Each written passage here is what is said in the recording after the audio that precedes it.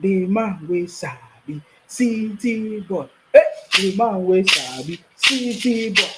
The man wey sabi, city boy. The man wey sabi, city boy. The man wey sabi, city boy. Hey, city boy. Hey, city boy. Hey, city boy. City boy. City boy. City boy, the man wey sabi, city, hey, follow who sabi, city boy, hey, the man wey sabi, city boy, hey, follow who sabi, city boy, the man wey sabi, city boy, follow who sabi, city boy, hey, the man wey sabi, city boy, follow who sabi, city boy, the man wey sabi, city boy, follow who sabi, city boy. The man wey sabi city boy, follow who sabi city boy. The man wey sabi city boy, follow who sabi city boy. The man wey sabi city boy, follow who sabi city boy. Ah, hello, hello, hello, hello, Hello? hello. Yeah, Hello? Yeah, I just want to confirm, are you online or just, we are live. We are live. We are live. We are live and okay, direct. okay. Yeah, so I just want to have a little bit of discussion about what is going on. Okay. Yeah. All right, I had a lot of people, on So Instagram. So first of all, if you tell us your name and where you calling us from, so that we know who is talking. I'm, co- Yeah. um, I'm calling from UK, and my name is John. Your name is John. Yeah. So, Okay. Uh-huh. Go ahead. so, so what I think is going on here, because a lot of people are talking, What is going on? Going on where? What is going on where? in Nigeria, What is going about on this in whole, Nigeria? yes, So about are this you telling me university. about what is going on in Nigeria or what people are talking on Instagram? Listen, No, um, no, no. I'm uh, asking you because we don't talk rubbish here. This is the city boy movement. You understand me? So we want to know, are you telling us what is happening in Nigeria or what Biafra IPOP people, criminals are talking on Instagram or any other social media platform? What are you telling there's us? nothing concern, because there's nothing concerning about No, what I I'm talking said, about. what are you talking to us about? Because we need to know what Listen, you are talking. I'm talking about the situation going on in Nigeria at the moment. Okay, you want to Alright? talk about the situation going on in Nigeria, right? Exactly. Perfect. So now, Okay. a So lot of what people situation still, is going on in Nigeria? Let's start from there. alright. Yeah. So a lot of people doesn't know what exactly is going on. Now, when we talk about the fuel increments and fuel scarcity, Okay. I will tell you the strategy that is going on. Alright. Okay. Now, gas. We have gas in Nigeria, and they are just wasting a lot of gas. Alright. So now, what's the plan? The plan that they are trying to do now is to divert everybody's attention into using gas because we produce gas. So I think the government is trying to use like 70% using gas, 20 or 30% using petrol, so that when they export the petrol, we don't bring it back in. So the 30% or whatever that we're going to use, then we will be able to provide us that one. And they want everybody to convert to gas because we produce gas. We are just wasting gas because, according to what Tinubu said the last time, he said we have the same level of gas like Russia. And our people, we are just like focusing on one thing or the other. So I believe that if we all, like in Nigerians here, and I believe everybody in Nigeria here, what we are saying now, if they could be able to switch to gas, all right. Now, the issue of that we are buying, we are selling crude oil. Imagine that we are selling crude oil for, just for example, 40 billion, all right, and we are bringing it back for 50 billion to sell. So the margin of 10 billion, we have to convert that to pounds, and that's our loss. So people need to understand how this thing works before they can start talking this anyhow. So I think so that's number one on that one. Number two, about the school fees that have been increased.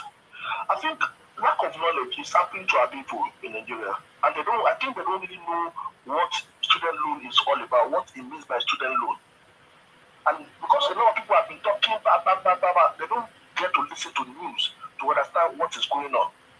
All right, you see, this student loan is meant for students to collect, and you can collect up to 500,000.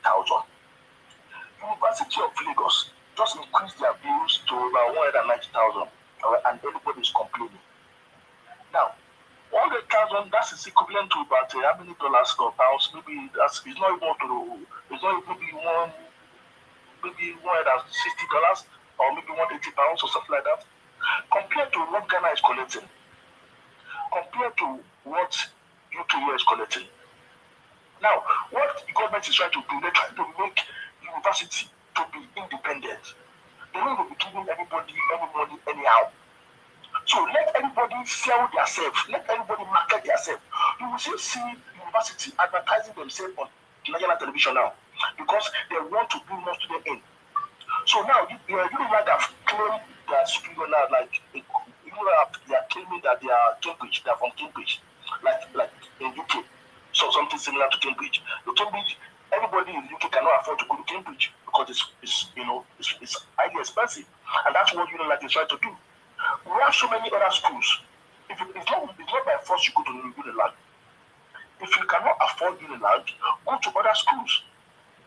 However, there is student loan being granted by the government to apply for.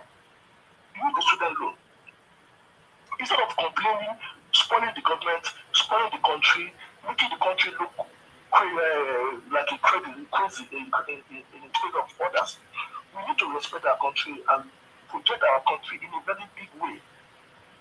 So I feel if we understand what is going on, we should be able to know exactly what is going on in government. So that's what I just want to say, that all of us, especially our Igbo brothers, should always listen rather than talking. Because a lot of people are talking negatively. They are so negative. And go to Instagram, you see a lot of people, commenting, and they don't sound to look, understand what's going on. So my own contribution here is that let's focus. This government is less than 2 months old. We can't expect a miracle to happen. Let's, for example, when you have 2 minutes. You have 2 minutes, sir. You have 2 minutes. Yes. So, just for example, 2 minutes to count. If you have you are pregnant, and we're at the moment now we are going to labor. So by the time your wife delivers, that's when you start stealing you start carrying the baby up and down. But at the moment now we are going to labor, and we have to bear with it. Let's understand our country. Let's love our country. Let's prove our country, and that country will be better for us in the future. Thank you. Sorry, can you stay on the line? Thank you very much for calling in, but maybe next time you allow me to start the conversation, okay, so that you will understand the direction we are going, okay. But it's okay. Your contribution is very, very okay. But I have a problem with what you are saying, okay. When you say Nigerians or people don't understand what is going on, that is completely lie. We understand what is going on in Nigeria today. The people that are causing problems, I want you to understand very anywhere when you go on social media, any platform, anybody that is talking bad about the country are the Biafra IPOP people from the southeast, the Igbo people. 99% of them are the Igbo people from the southeast, Biafra IPOP criminals. Remember, they are criminals. You don't expect them to like the country or to say any good thing about the country. Okay? They have already created ESN, what they call ESN, unknown gunmen, terrorist group, terrorizing the whole country. Are you getting me now? So you don't expect such people to say any good thing about the country. Now, the only thing that is missing is that the federal government is yet to punish these criminals. Of course, we are aware of the action that the government is taking right now as we speak in the southeast. Are you getting me now? But I'm telling you that the people that are talking rubbish on social media are criminals. What you need to do is to stop following them. You cannot advise criminals. Criminals don't need advice. They need to be punished. I don't know if you understand me. So now, if you are telling me that the criminals are more than the good people of Nigeria, then there's a mistake. Because when you say all over the Instagram, you say people are talking bad thing. No, the people that are talking bad thing are the criminals. It is now left for us, the good people that understand what is happening in the country, to now talk about the good things and what we know, what we are expecting in the future, and what is to come. Are you getting me now? And that is why the City Boy movement is here. So anytime you see all those comments from the social media, Instagram, Facebook, these are IPOP people. They are propaganda machine. Their aim is to bring down the government. Their aim is to incite violence and to cause problems in the country, in a bid to think that that is the only way they can do whatever they want to do. But that is a lie. So that is what I want to tell you. I appreciate your contribution, but we don't care. We don't care about even the people from the Southeast, the Biafra people. What we want the government to do is to punish criminals. For more than 10 years, the government of Nigeria has allowed these criminals from the Southeast, in the name of IPOP Biafra, to continue to do all this criminality, talk down on the country, spoil the name of Nigeria all over the world.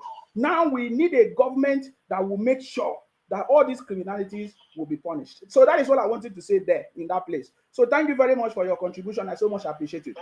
We cannot advise the president more than what he knows. I say the president of Nigeria, as he stands now, the City Boy, have the template to turn Nigeria to heaven. Forget it. Forget it. I can tell you that. That is why today's topic is the City Boy, our president, His Excellency Asiwaju Bola Ahmed Tinubu, offers sustainable solutions to Nigeria's current challenges. And I'm going to tell you how he has been able to do that, even as we speak. Only 55 days in office. He has already solved over 99% of the problems in the country. So please, if you want to, I just give you 2 minutes to go ahead so that I can, I move. Yeah, just one thing I want to say, and because when I mention my name, I say John. John is a Christian name, everybody can be a John. So I thought maybe you know you were. Yeah, don't worry, I understand. Yes. So, but I just want to preach to everybody, like, let's support the government, because we believe that this is the best time. It's looking difficult, but it's not. We need to be focused, and understand what's going on. Thank you so much. Thank you very much for your contribution. I so much appreciate it. Thank you very much. No problem. It is not everybody that is going to support the government. It has always been like that. But what will make a difference are the people that we have, the good, even if it's 2 or 3 people, these are the people that will make a difference in the country. Yeah, and nearly 9 million of us, we voted for the City Boy. So he's here already. I get it now. So today, I salute you. Welcome back. Welcome. I'm sorry, I just put on the system and the call just came in. I've not given a direction to my conversation. I salute you wherever you are. This is the City Boy movement. The City Boy movement are patriotic Nigerians coming together for the first time in history to support our own elected president, His Excellency Asiwaju Bola Ahmed Tinubu, our own government. Coming together with our skills, ideas, and experience all over the world, because we are engineers, doctors, nurses, and all of us, teachers all over the world, contributing to the economy of the foreign economy. So now, in the City Boy movement, all of us are coming together with our ideas and experience to make sure that we support our government. That is what we are doing here. So that is the purpose of the City Boy movement. So you are not just seeing me here. I'm not a what they call it. I'm not a comedian. I'm not a blogger. I hear some people say, I'm not a blogger, I'm not a comedian. When I come here, I come for a purpose, and I deliver a message, that is necessary for the growth of our economy. All of us abroad, we want to come back home. We are ready to come back home. And that is why we are supporting our own president, because we know that he's a man that is ready to bring solution, not just solution, sustainable solution to the current challenges of Nigeria. If we all agree, the challenges of Nigeria did not just start yesterday. Did not start when the City Boy, the president, became the president. No, it has always been there. Over, 60 years challenges. Over, 57, from 1967, 66, 67, when the Igbo people from the Southeast, using their criminality from the South to cause problem in the country. You understand me? So I'm not afraid to say that, because the truth is there. That is when this problem started. We all know it. So now, in fact, the City Boy government is a what do you call it? Is a renewed mandate. That's why the City Boy say renewed hope is back in the country. Nigeria is back. So it's going to take somebody like the City Boy, the only man, the last man standing, that understand the history of the country, where everything went wrong, to fix it. And it's not going to be overnight miracle. You understand me? Because even the Igbo people, the Biafra people, the Southeast people, they believe in miracles. They believe in their juju. That is why if you go to all the movies that they are, it's about juju, quick money, quick steps, and all of that. That is why you see all of them running propaganda on social media. You understand me? And it's not working. I'm not interested in that kind of conversation. Are you getting me now? So today I just want to make you see how the city boy, our own president, His Excellency, Asiwaju Bola Ahmed Tinubu, has brought in a sustainable solution to the current challenges of Nigeria. There are so many ways he has done that. You understand me? There are so many ways he has already done that. The foundation of the country is the key, and the city boy is hitting the foundation, making sure that the right foundation is laid for the successful government and for the success and economy of the country. That is what the city boy is doing, and that is where we are here and why we are here to declaim it. Are you getting me now? So I want to, will I say advice? I don't advise people. I say what I believe. All I want to say is that when you go on social media, Facebook, anywhere, and you see any negativity, not constructive criticism, because you can criticize your government, that is okay. But when you see any negativity, any rubbish, you will know that the people that are causing the problem are from the Southeast. Biafra IPOP people, 99.9% for Igbo people from the Southeast. They are the one causing problems in the country. That is everybody know that. So if you don't have that information, I'm giving it to you. So we don't care. We don't care about them. We don't care about criminals. We don't care about people that are causing problems. We have been challenging them. Go and sit at home. Why have you stopped sitting at home? I thought that they announced it at home. What is going on? What is the update for the sit at home? Because I'm not aware that they are sitting at home anymore. Because they are no longer sitting at home. I learned that they're supposed to sit at home. Where is the sit at home that they announced? Bunch of criminals on social. They were announcing sit at home. So why are the Igbo people not sitting at home again? Why are the criminals not sitting at home? Why are the Biafra criminals? Why are not sitting at home? They declared 2 weeks sit at home. We are not aware if they are sitting at home anymore. I told you that the solution to the problem is to ignore criminals. Nobody is interested in the Southeast because they are the one causing the problems. Nobody is interested in criminals. They are criminals. Let the good people from the Southeast, let them come out and talk about the criminality that is going on. And let the good people from the Southeast, let them come and say it and catch their brothers and discipline their brothers for causing problems in the country. Are you getting me now? So for the past how many weeks now, they said that they have declared 2 weeks sit at home. I have been waiting for them to sit at home. I have not seen any record that they are sitting at home. I am not aware that they are sitting at home. You understand me? I'm not aware that I want them to sit at home. Go and sit at home, bunch of criminals. Why are you not sitting at home? Who is interested in you? Nobody's interested in you. You are not contributing anything to the economy. You understand? So these are a bunch of criminals. You understand me? So we are not interested in criminals. If you want to bring rubbish to the country and cause problem in the country, we don't want to. We are not interested in you. We are looking for competent people, unity. That is what we are interested in. But if you say you want to cause problem in the country, then that is your concern. Are you getting me now? So I am challenging the people that want to sit at home. Go and sit at home. We have been waiting for the news. We want to see how people from the Southeast, you know, understand, is sitting at home. That is what we want to see. But we have not seen that. You understand me? So that is, by the way, you are a bunch of criminals. Now, let us focus on what the city boy is doing, to bring sustainable solution to the country. Meanwhile, guys, drink water. Drink water. Water is life. You understand me? Water is what? Life. Drink water. Drink water. Drink water. Drink water. By the way, guys, you can get some of the souvenirs from us, the City Boy movement. We have lots of these materials on our website. It's there. If you are looking for ways to support what we are doing, you can go to our website. You can get all these things. Whatever you need is there. That is the only way we want you to support. If you want to support us, are you getting me now? So just go to the website. You can get some of these souvenirs. You get it.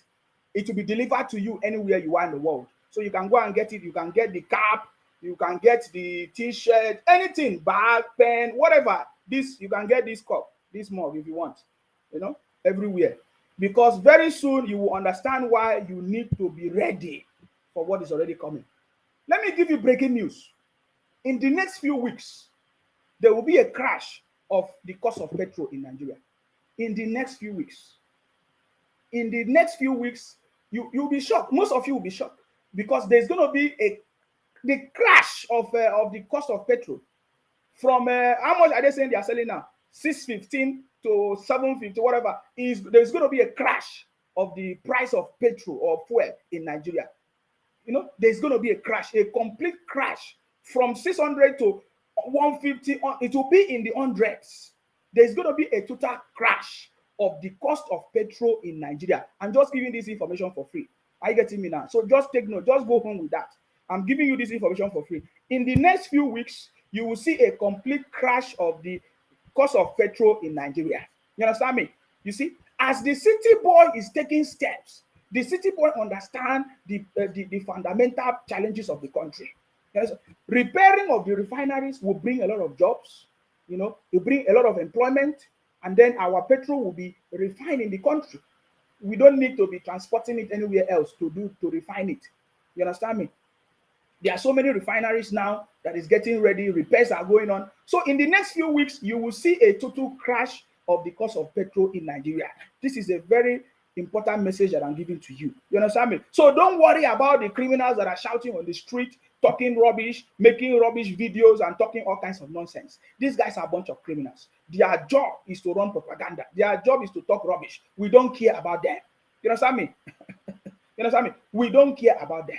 Yes, we don't care about. So just get ready for the crash, complete crash, total crash of the price of fuel in Nigeria from the next few weeks, and it's going to happen. Are you getting me now? And it's already happening because the government, our president, is already putting things in the right place. So many licenses are being offered. NNPC no longer have monopoly over the importation of fuel or any other thing. It is no longer under the hands of NNPC. It is no longer under the hands of the government. Private companies, private organizations can now import. You have opportunity to do business with the fuel. The refinery fuel. You can start up your own refinery. You can import fuel. You can do anything. So the government has been offering licenses. You understand me? I learned that over how many licenses have been offered. Lots of licenses, and some of these private companies, they are already importing this petrol. I get it this way. So just be expecting a total crash of the cost of petrol in Nigeria because that is the system. That is how it's supposed to work. In the UK, we don't have a specific price. In fact, let me show you something because let me start from here because the city boy is already laying the foundation for a sustainable solution to the current crisis in the country. The fuel subsidy removal has, launched a prosperous economy for the country. I'm telling you, because in the next few weeks, in the next few months, you are going to begin to see the importance and the benefit of what the city boy is already doing. It's a foundational problem that is already solving. Are you getting me? I captured some of the prices of petrol all over the world. Let me see. Some people send a lot of things to me. So let me see if I can share some of these things. Perfect. Now look at some of these. Can you see this one now? Can you see? This is petrol price all over the world. You can see in Hong Kong, it's 2.99. You that is shouting, remember when I said to you that Nigerians do not even know what the government has been doing for them for a very long time. They can be complaining, they can be shouting, yes, because they don't understand what is going on. But I'm happy that right now, this is a government that almost everybody is now interested. They want to know what is going on in the government, which is powerful. You see, the government of Nigeria has been subsidizing petrol for a very long time, but they did not understand it. So let me show you the price of petrol in other countries all over the world so that you can do your calculation. Right? You can see what is going on now as we speak, the price of petrol in other places all over the world. You understand me? You can see in Hong Kong, Singapore, Iceland, Denmark, Finland, Italy, France, and all of that. Now, let me see if I can move this up a little bit. Let me see if I can move this up a little bit.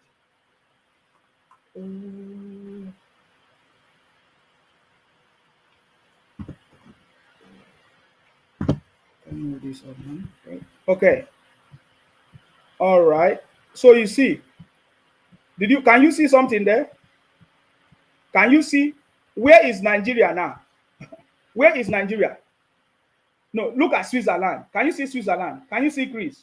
Do your conversion now. You know the exchange rate now, right? Look at the Greece, look at Germany, look at Belgium, look at Norway, look at Israel, look at Estonia, look at the UK, Portugal, and others. I get me now. Can you see? Now, you might say, oh, what about the salary, this and that? I simply ask you a question. Salary, is that what you are using to judge? Now, can you see it? Now, you can see others from one, some of them 1 point something, 2 point something pounds. Look at Kenya. Kenya is in Africa, right? Can you see Kenya there? I don't know why my system is not moving fast. Can you see Kenya? Kenya is 1 point what? Kenya is 1.31. Can you see Mexico? Can you see Mexico? Yeah? Canada. Are you getting me now? Can you see India? 1.18. Are you getting me now?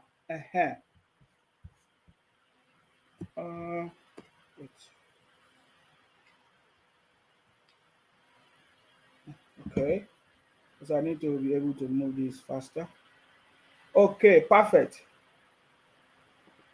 Let me see if I can open up this to get more.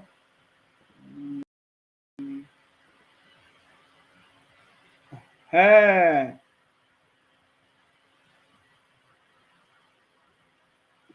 Because I want to show you. Okay, perfect. So can you see India 1.18? India is 1.18, Abi. Brazil, even the Philippines, 1.08. Turkey, now look at Turkey now, 0.94, right?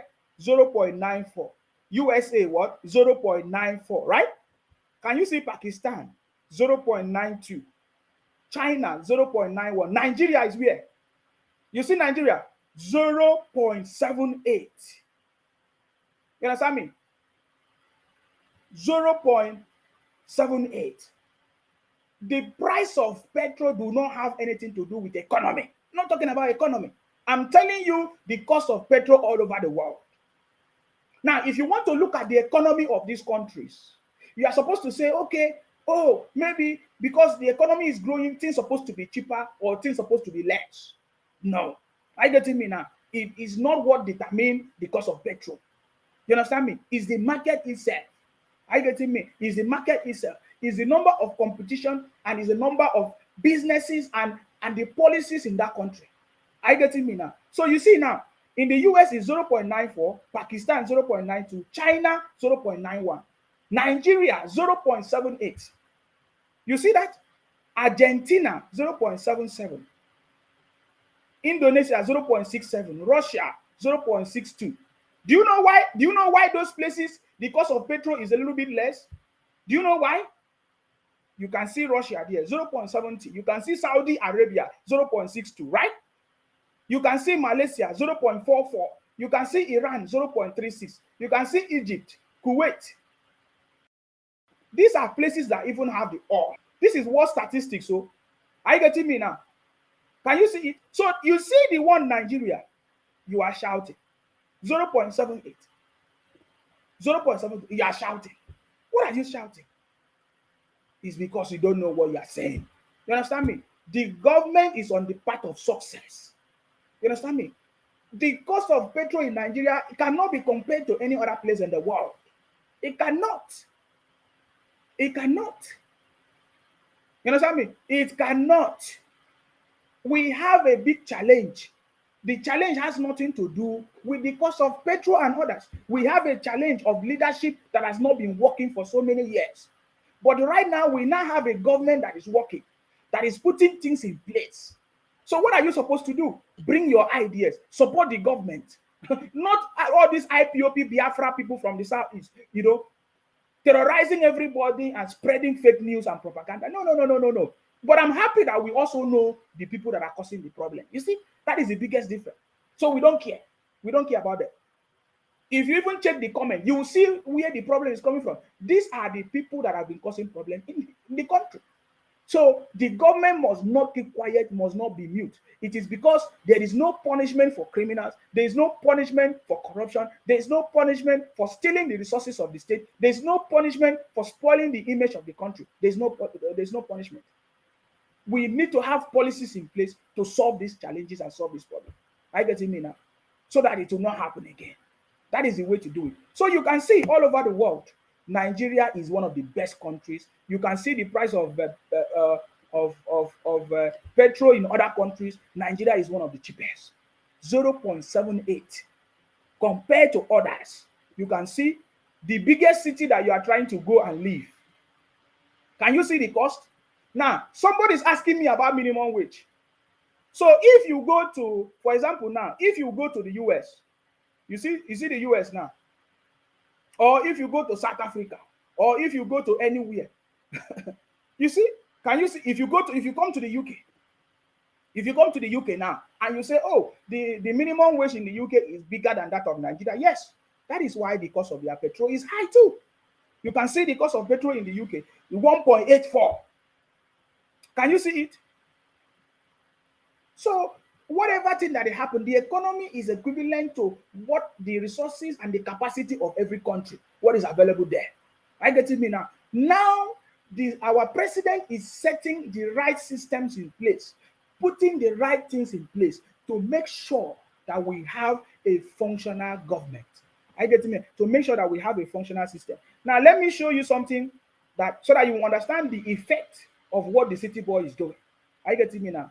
Now, take a look at this. This is something that just came up, because of the decision of the city boy, the price of petrol, the removal of subsidy, so many things have happened. Now, look at this. Take a look at this. Hopefully, you'll be able to see. Can you take a look at this? Take a look at this. Fuel subsidy removal leads to sharp decline in generator sales across Nigeria. Can you see that? Fuel subsidy removal leads to sharp decline in generator sales across Nigeria. There is no place in the world that they are selling generator. It's only Nigeria. It's only all these IPOP people, Biafra people from the southeast. That is why you are seeing them complaining. So now you begin to understand the reason why Igbo people from the southeast, especially these IPOP criminals, Biafra criminals, are complaining. Because the business that they have been doing, selling of generators, importing of generators, is no longer moving. It's not going to move. It is only in Nigeria that I know that selling of generator is a business, is a big business. It's not going to work anymore. That is why you are seeing all these Igbo people, Biafra people, IPOP, they are shouting everywhere and crying that things are not working because it will never work for them. It will not. I want to play you a video of one of the man. Listen to what they believe. Listen to, it's not business as me. I will tell you straightforward. The reason why you are seeing most of the propaganda from the southeast, from IPOP, from Biafra, is because of what I'm telling you. They are the one doing all this selling of generators. Okay? Fuel subsidy removal leads to sharp decline in generator sales across Nigeria. Traders. Can you see it? Traders. Because the business is no longer moving. The dubious business that have been keeping the country to death is no longer moving. It is only in Nigeria that they sell generators. I've been in the UK, nobody is commercializing sale of generator because we don't need it. We have power supply. How come in Nigeria, where we have the resources, they are selling generators?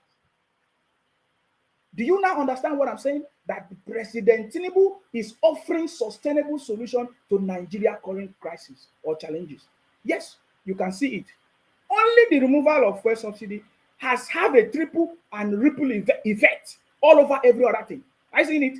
Fuel subsidy removal leads to sharp decline in generator sales across Nigeria. Traders. And if you want to know the reason why the Igbo people from the southeast, the Biafra people from the southeast, the IPOP from the southeast are crying, is because their business, the wicked business that they have been doing for years, is not going to work. They don't even pay tax. They don't even pay tax. They don't. You understand me? They don't. So you will see more of the tears from the Igbo people from the southeast. You will see more of the crack. What I'm telling you is a reality. Because this buying and selling and importation of rubbish is going to stop. It's going to stop. I will tell you the reason why it's going to stop. because our president knows the problem of the country. But before I go there, I captured something today. Somebody made me play something for me that caught my attention. I say, no wonder the IPOP criminals are increasing every day. No wonder. No wonder. No wonder. Let me show you. Hopefully, I can be able to see it. It's not funny. What I'm telling you is not funny. What I'm going to play to you is not funny. I want you to pay attention to this. Pay attention. Pay attention. And people say that Igbo people like money.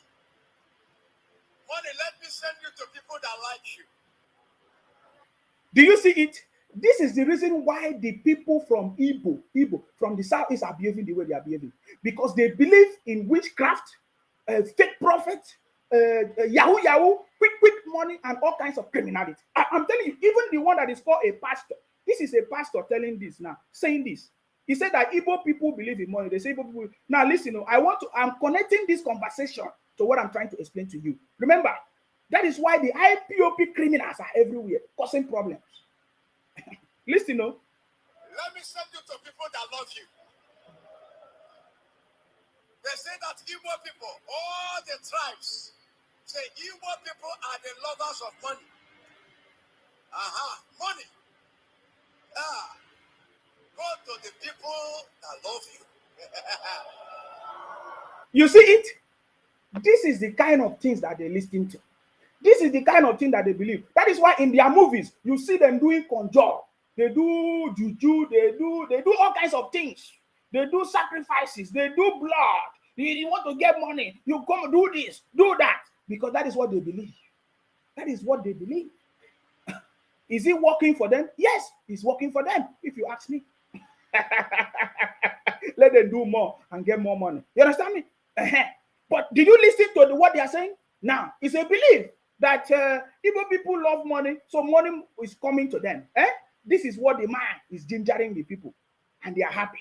Listen, As an Igbo man right now, anywhere you are, in any country where you are, they say that you people love money. Right now, as a prophet of God, as an Intaboskipa Hose, I prophesy to you, let money locate you, Igbo man. Let money. You see, that was a wonderful prayer. That was a what? A wonderful. So think about that kind of mindset.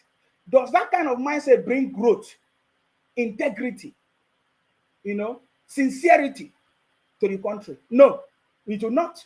Because if we have people like this in the church, in a gathering, saying things like this, you will see some people, small children are doing one kind of things. Engaging in all kinds of criminality just because they want to make it, they want to make one kind of money overnight. They just believe that they need to, that the money coming, that kind of stuff. So it's in connection in what I'm trying to tell you. If you want to understand why the noise and the problems, all this fake news, propaganda is coming from the Igbo people from the southeast, IPOP is because of this. Fuel subsidy removal leads to sharp decline in generator sales across Nigeria. Traders. The business is not going to move. All these businesses that is stopping the growth of the Nigeria is not going to move in Nigeria anymore because all these things will go. We need a better economy. We need our country to move. And we are moving. It is only people that don't want to move that are crying, especially the traders. Who are the traders in Nigeria? Who are the people that say we do business? With anywhere we travel to, we do business. Is that not what they say? That is what they are saying. So you can see what is also fueling the anger, the propaganda, the hatred against the government. Because what they used to do to make money, just like their pastor said, it's not going to be working anymore. It's not going to work. I'm telling you, what I'm telling you is already happening. It's not going to work anymore because it's not working. It's not just going to work. You see, the city boy is strategic in this decision. It's a sustainable solution and it's already happening gradually as we speak. Are you getting me now? So I think the last caller, the brother that called, was talking about that some people are complaining of the increase in school fees. Lagos State increased the school fees and all of that. See, let me tell you, what is school fees? We don't pay any money in Nigeria. Let nobody deceive you. If you go to the US, if you go to the UK, anywhere, they call home student. What the citizen of the UK pay is more than what we are paying. We don't even pay anything. What the citizen of the UK pay is 9,000 pounds. Calculate what is 9,000 pounds in your money. You are paying 19,000 now. They say 190,000 because things are already happening. They're already projecting what this government is bringing. Minimum wage is already increasing. If you don't know, minimum wage is already increasing from 200 and above. That is what is going to happen. And these people, they understand the city boy. So things are going to be, just like I said, the more you make more money, the more the cost of things, the more the bills they are going to be paying. That is what is happening. There is going to be increase of minimum wage. It's already increasing to 200 and above. That is the truth. If you don't know. So the government is already setting the pace and people are already taking advantage of it. I'm not saying the increase of money is bad or is good. No, that is not what I'm saying. But I'm saying that what you are complaining and crying, especially these guys from the southeast, don't know what they're saying. Because if you come to the UK, the citizen, the home student in this country, that is people that are from here, they pay 9,000.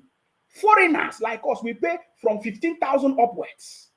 15,000. It depends on the course you are doing. From 10,000, from 12,000.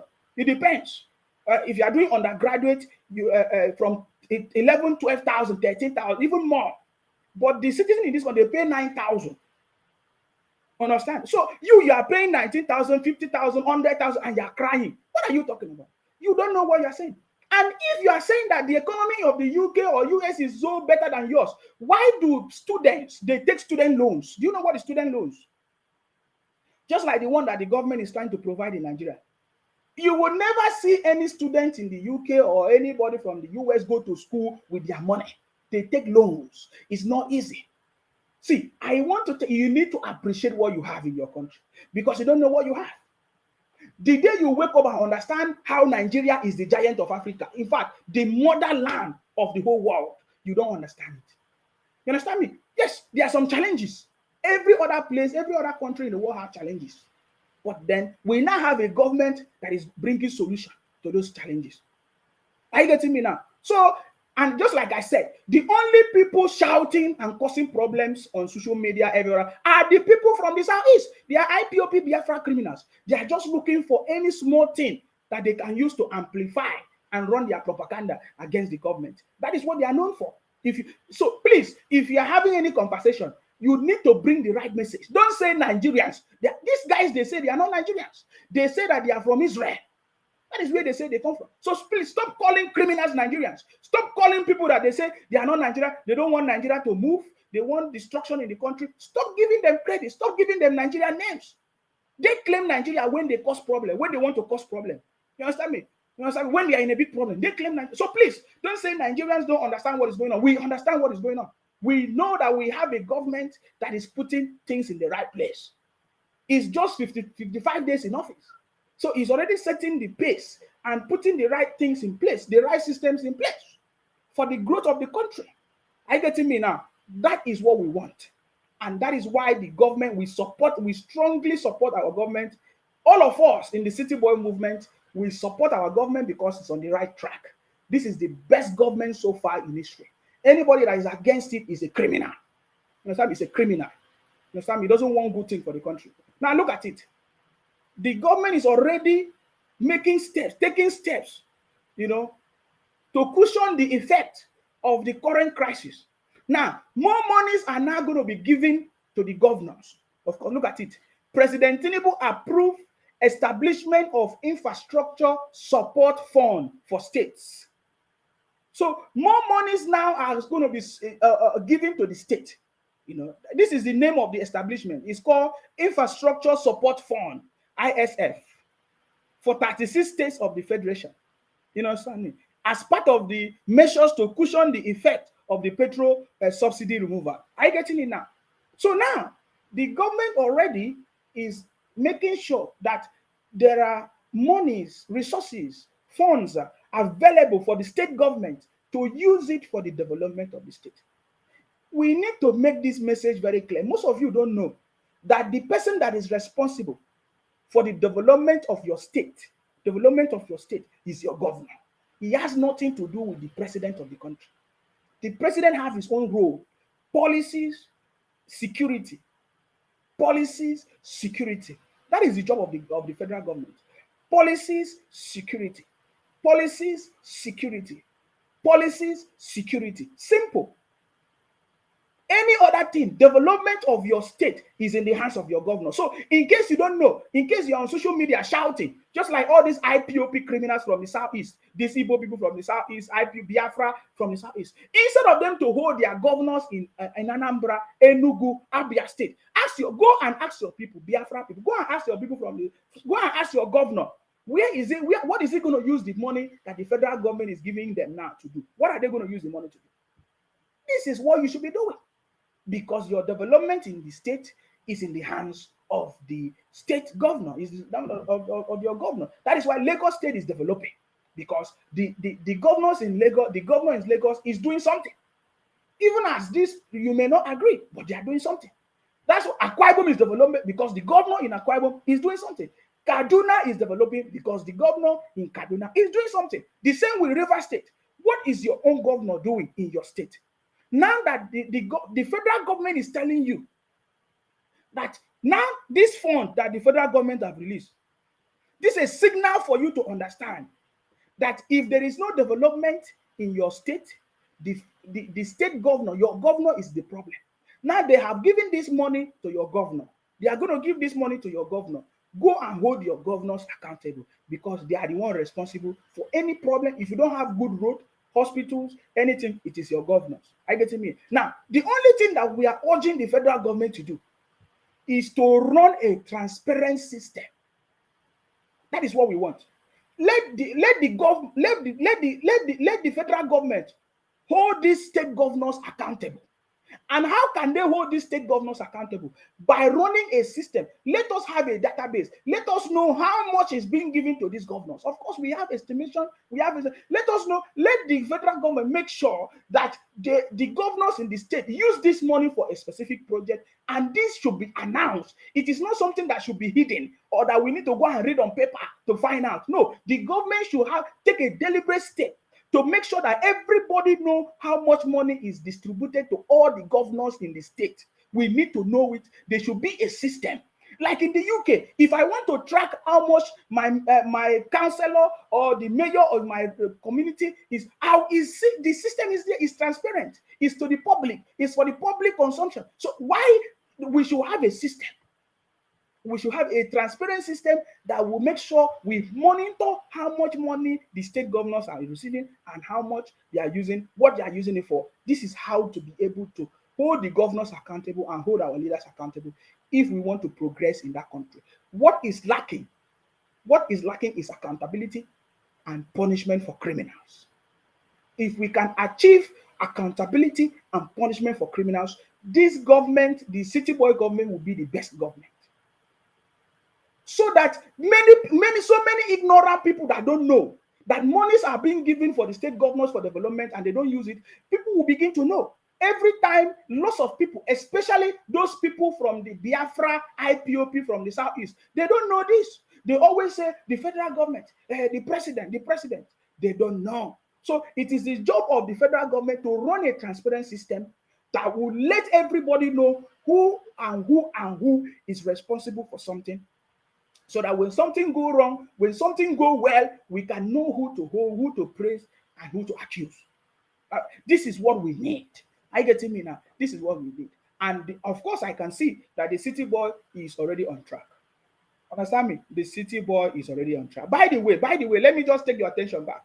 I don't want to bore you with too much of talk. Guys, I'm not here to talk too much of talk. See, whether I talk or I don't talk, the city boy has solution to the current crisis in the country. The city boy, our president, His Excellency Asiwaju Bola Ahmed Tinubu, he already have solution to all this, and he's doing it. He's strategic in taking actions, and he's already working. So, guys, drink water. Water is life. Drink water. Drink water.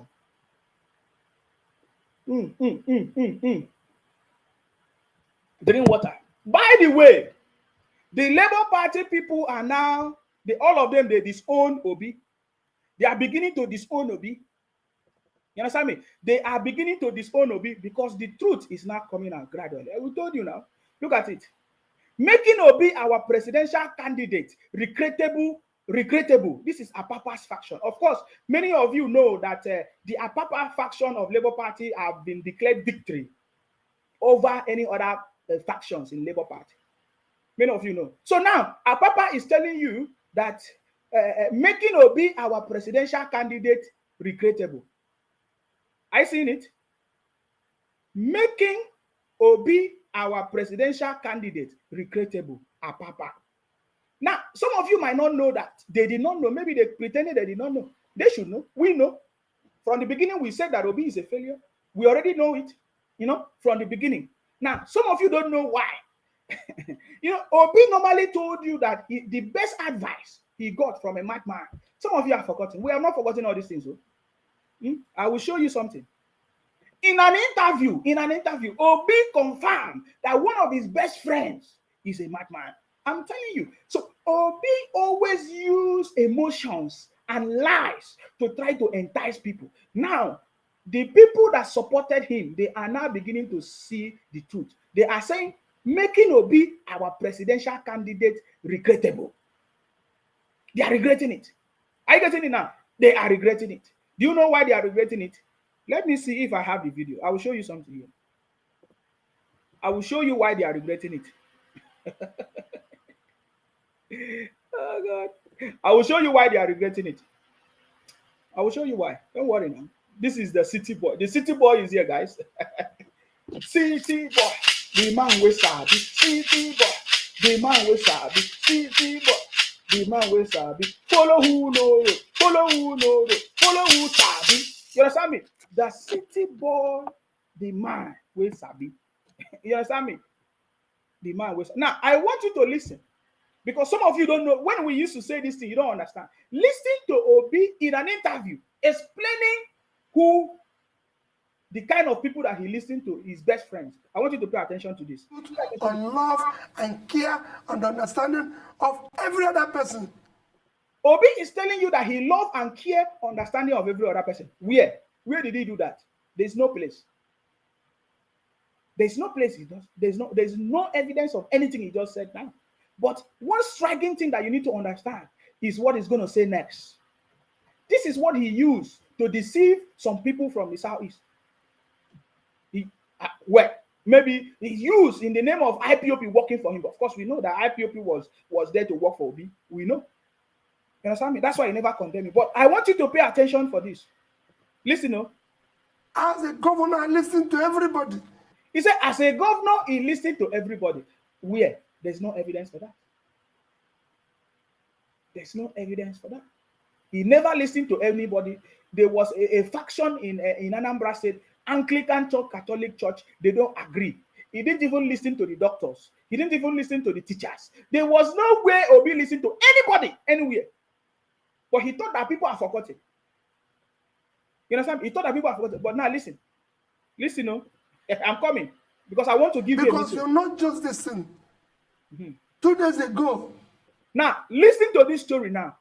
Listen to the story of Obi so that it will be connected to what we are saying. Obi, he said he took his advice from a madman. Not just a madman. Listen to the people that are his best friends. He's trying to tell you that he listened to everybody, including a madman. Why? I want to ask a very important question. Why is Obi always using a madman as excuse? Somebody say, how can I do this? Okay, I will show you how to do it. Somebody say, Obi was not a candidate because his name was never on the register of party members submitted to INEC. Obi was never a candidate in the election. So please, by the way, guys, please, as you are commenting on my page, the IPOP people, the Biafra people from the southeast, they are a bunch of criminals. The Biafra people, IPOP, they are criminals from the southeast. So when you comment on my page, please, very important, they will come to your inbox to message you. Please, if anybody message you that you don't know, don't respond to their message. Please, don't respond at all. All you need to do is to block the person. Go to your block function and block. Don't just respond to that person because these guys are a bunch of criminals. They are experts in terrorizing people, taking over your pages. They will block your account and they want to try to steal your account. Please. So please, if you are commenting on my page, and somebody send you a message or call you and you don't know the person, you can't identify the person, please don't respond to the person. Don't even respond at all. Don't even say okay or not or care. No, just block the person. That is how to defeat them. All of them that you are seeing on this page, their mission is to see how they can shut down the page. We know them. They are a bunch of criminals. They have been doing it for many years. It's not working. You understand me? So all their mission is to see, because we are the only one countering all the lies and propaganda of IPOP Biafra people from the southeast. They are criminals. I tell you, they are criminals and they must be punished. And the time is coming. You understand me? So please, if you see anybody messaging you, send you a message on Facebook, on any other platform, and you don't know that person, please do not respond to them. They are a bunch of criminals. You understand me? Now, I want you to listen to Obi now. So the question is, why is Obi always using a madman to tell the story that he listened to everybody? He wants to listen to. It's a lie. It's a complete lie. I just gave you example that Obi never listened to the teachers. That is why the teachers went on strike for how many years? Over how many months? 12 months, over 21 months or thereabout. He never listened to the doctors. The doctors went on strike. He never even listened to the Catholic. There was a crisis in the country, divided the country.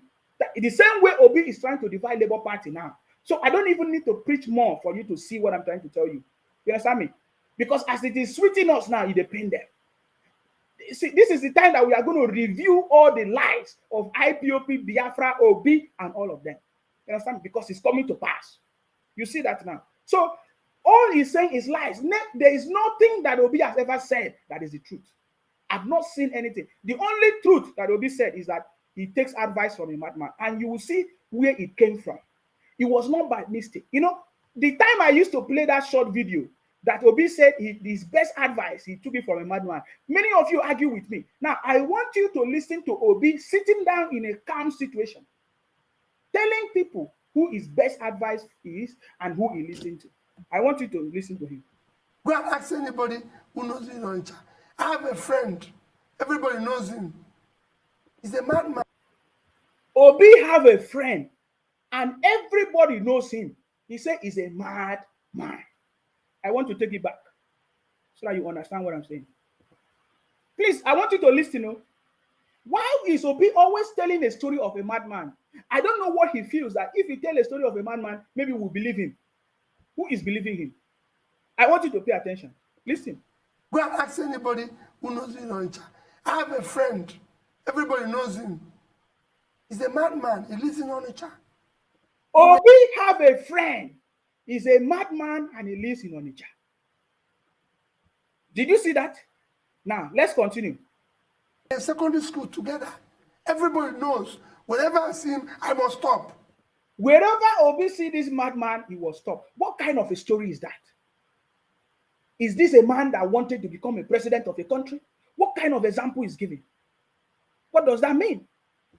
Now, listen. And even Dr. Ruben Abati asked him a very important question. He said, really? Listen. A madman. Yes. A madman. Whenever I see him. Did you see that? Do you know why Ruben Abati was shocked? Because it's on a national television. Ruben Abati did not know what to say. That is why Ruben Abati asked him, a madman.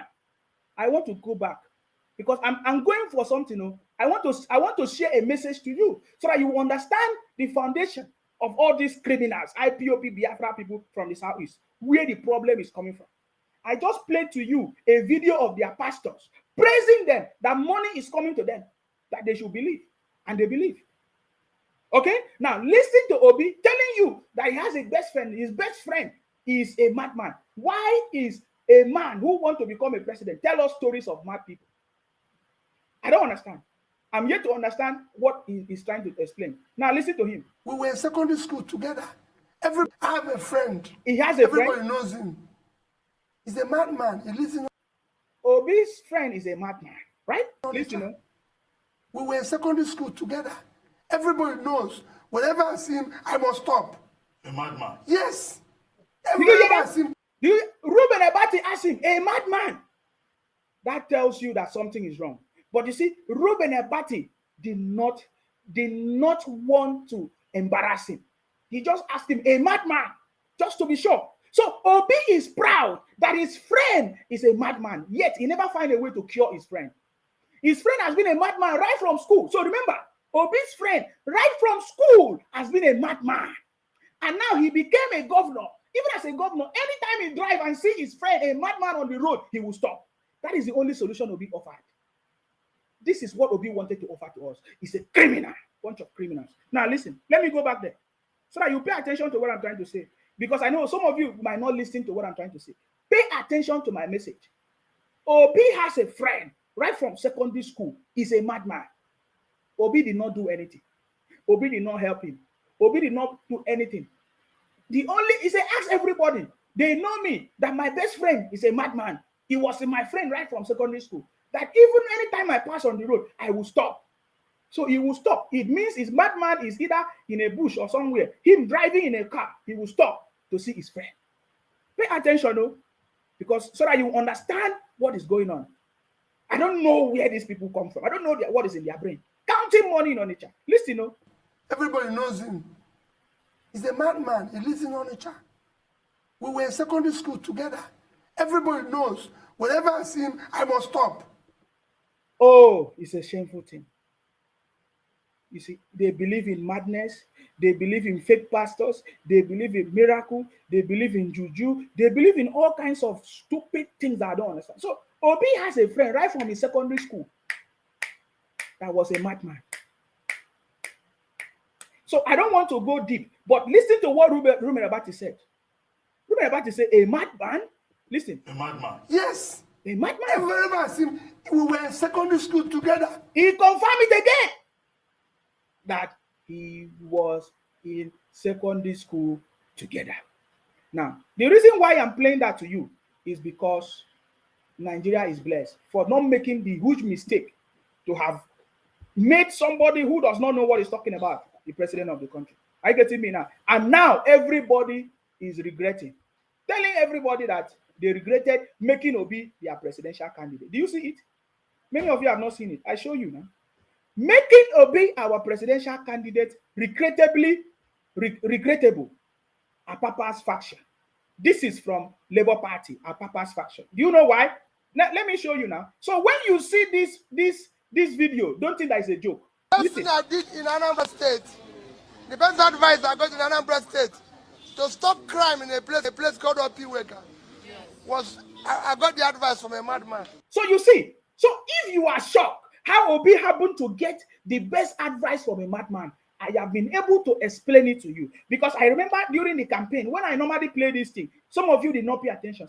Some people come to my inbox and say, oh, it's a lie, it's a lie, it's a lie, it's a lie, it's not true, it's a lie, it's not true. Now you see how Obi got advice from a madman. No, I don't believe whatever Obi is saying, but my question is, how come Obi always use a madman in every his conversation? Madman. And the most striking thing is that he has never provided solution for this madman that has been his friend. How come mad people became his friend right from secondary school? The city boy is our president. Nigeria is bad guys. So you should be very, very happy. Listen to him again, so that I don't say I'm the one that said it. Listen to him. Listen to him.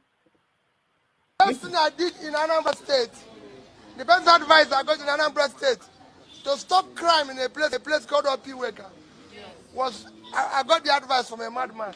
So you see, now you know why all the things that Obi did is like he got it from a madman. He has already said it. And no wonder, now look at it. No wonder Obi brought, what did he bring? He brought something to court. He brought something to court. Let me pick up this call. Hello, your name and where you calling us from? Please go ahead.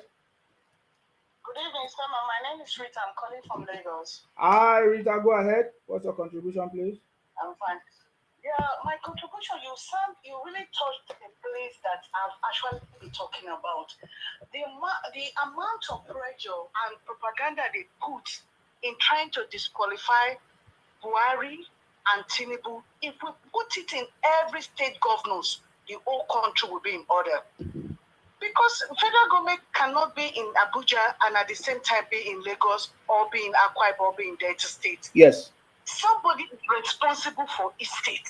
Yes. So what happened? The been able to do to hold accountable the governors or the local government or even the House of Rep and Senate from each of these states to ask them, what is your plan? What do you want to do? Because there's always an allocation that comes in from the federal government. What are you doing with it?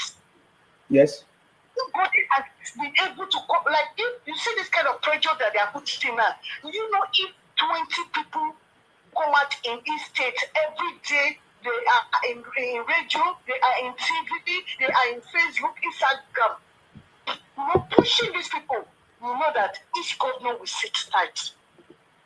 Exactly. Each government is going to sit tight because every day you will maybe the thing that they don't even know that you will know, you just bring it out. Now, the only thing that they're just doing and they're just making, you know, like what some set of people are just doing now. You said something. The people that are selling generator, they are not happy. I'm true they can never be happy. Because me, since this increment for fuel, I've only bought fuel once, so my generator is resting. So a lot of people have decided, and light has been a little bit relatively okay. For me, if I have this kind of flight, I don't think I need to buy fuel Okay. to use even in a month. Yes. So maybe once or twice. Yes. So the pressure that they okay, and now, do you know the second Niger bridge that they just did? They started going there to steal the irons that they put inside that thing. Nobody talked about it. The thing just came online once and nobody talked about it again. Yeah. All the infrastructure that they put in place, all the rail line that they were going to steal. If maybe, for instance, now they did from Lagos to Ibadan, Buhari was the one that do it. Another person comes and now do from that the same Ibadan to Osun State or Ekiti. Is the train line will it not be moving on a gradual process before you look into connect to everywhere in Nigeria? So I was expecting our people to, because of what they are doing, because of the kind of business a lot of people are doing, and it's being stopped. So what they want to do is to distract the attention. They'll just bring all kind of propaganda to distract, because that thing is, they are not making money the way they are supposed to make it. So even if something wants to work, these people will not want it to work, because that is the only way they will use it to blame the government. No, I just saw in the news, school fees is this, it's all school fees.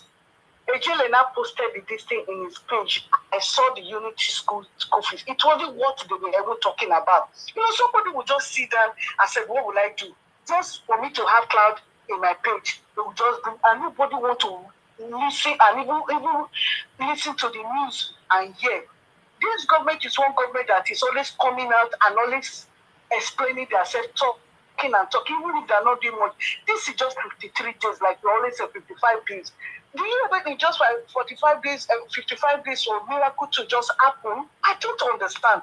The hatred is so much that they don't even want to open their eyes and see that things are working.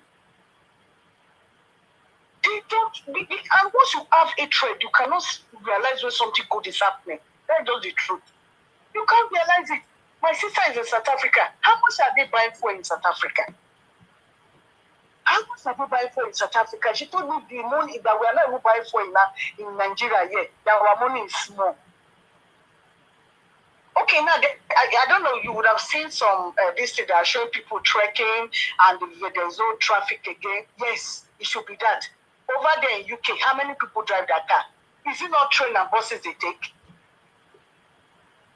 I have a friend that says he buys fuel 12,000 every day from his place to Korodu. I say, stop it, go and buy BRT tickets. 1 month too, that you'll be using and going and coming, which will be cheaper. And I said it's true. You know, the propaganda is not making us to even know what am I supposed to do? What can I do to even help? Now, all the people that are shouting, how many business do they have and how many people have they employed to even make things easy for the country? No. Most people don't even pay tax. The only people that pay tax in Nigeria are workers. Because as your salary comes, they would have removed your tax on it. Every other few people that are doing business, like you said, are not paying tax. But they are the ones that will shout. But when they travel and leave this country, they do everything. They obey the laws to the last. But yeah, no, because we take things for granted, the laws are not working, so we don't do the way we like. It's funny. But I know for sure that things will work fine. For me, I'm not seeing anything going wrong. I'm still saying that the things are in the right direction, going on a gradual process. I don't live above my means. I have a car. The guy, I know that the fuel is much. I will take public transport to work. So I just pray that God will open the eyes of everybody to understand what is going on. God bless you. Thank you. Thank you very much for your contribution. You know, for example, I've said how the government can solve that problem. You see, when people begin to feel that is the president of the country that is their plight, that is the cause of their problem. Why is not? Is the state governors. They refuse to use the resources of the state to do what they are supposed to do. So just like in every other country, there is what is called update or briefing. The president of a country, they give briefing, they give update, daily update and brief information. That is why I say it should be a transparent system. You understand me? We already have these ministries and offices, but they have not been using it. So the president should start using all these offices for the purpose. You have to be briefing Nigerians, especially now that this fuel subsidy crisis and people are causing problems. This is the time that the federal government should be briefing Nigerians what the government is doing every day. And I like it what one of the spokesman of the city board, every day he tried to give update. I get it now. The Nigerians need to know that monies have been allocated to the federal, to the state governors. They are the one that is going to develop their state and bring out a project, systems and tools and ideas that will bring the state forward. And if every state use the resources given to them by the federal government, then everything will work out fine. So the federal government must, as urgent as it is, to give briefing of what they are doing, the resources given to the state, the work of the state, and the work of the federal government. This is very, very important. So that the ignorant people, especially the people from Biafra, IPOP people, they should now begin to know the people that are responsible and the people that are not. Are you getting me now? Hello, your name and where are you calling us from? Hello. Good evening, Isema. Yes, I salute you. Tell us your name and where you're calling us from. Can you reduce the other volume? Thank you very much. Yeah, I thank you very much for defending and supporting Bola Ahmed Tinubu. I want to ask you a question. Hello. I want to ask you a question. My brother, can you reduce the other volume before you talk? Are you not calling me from your phone? Okay.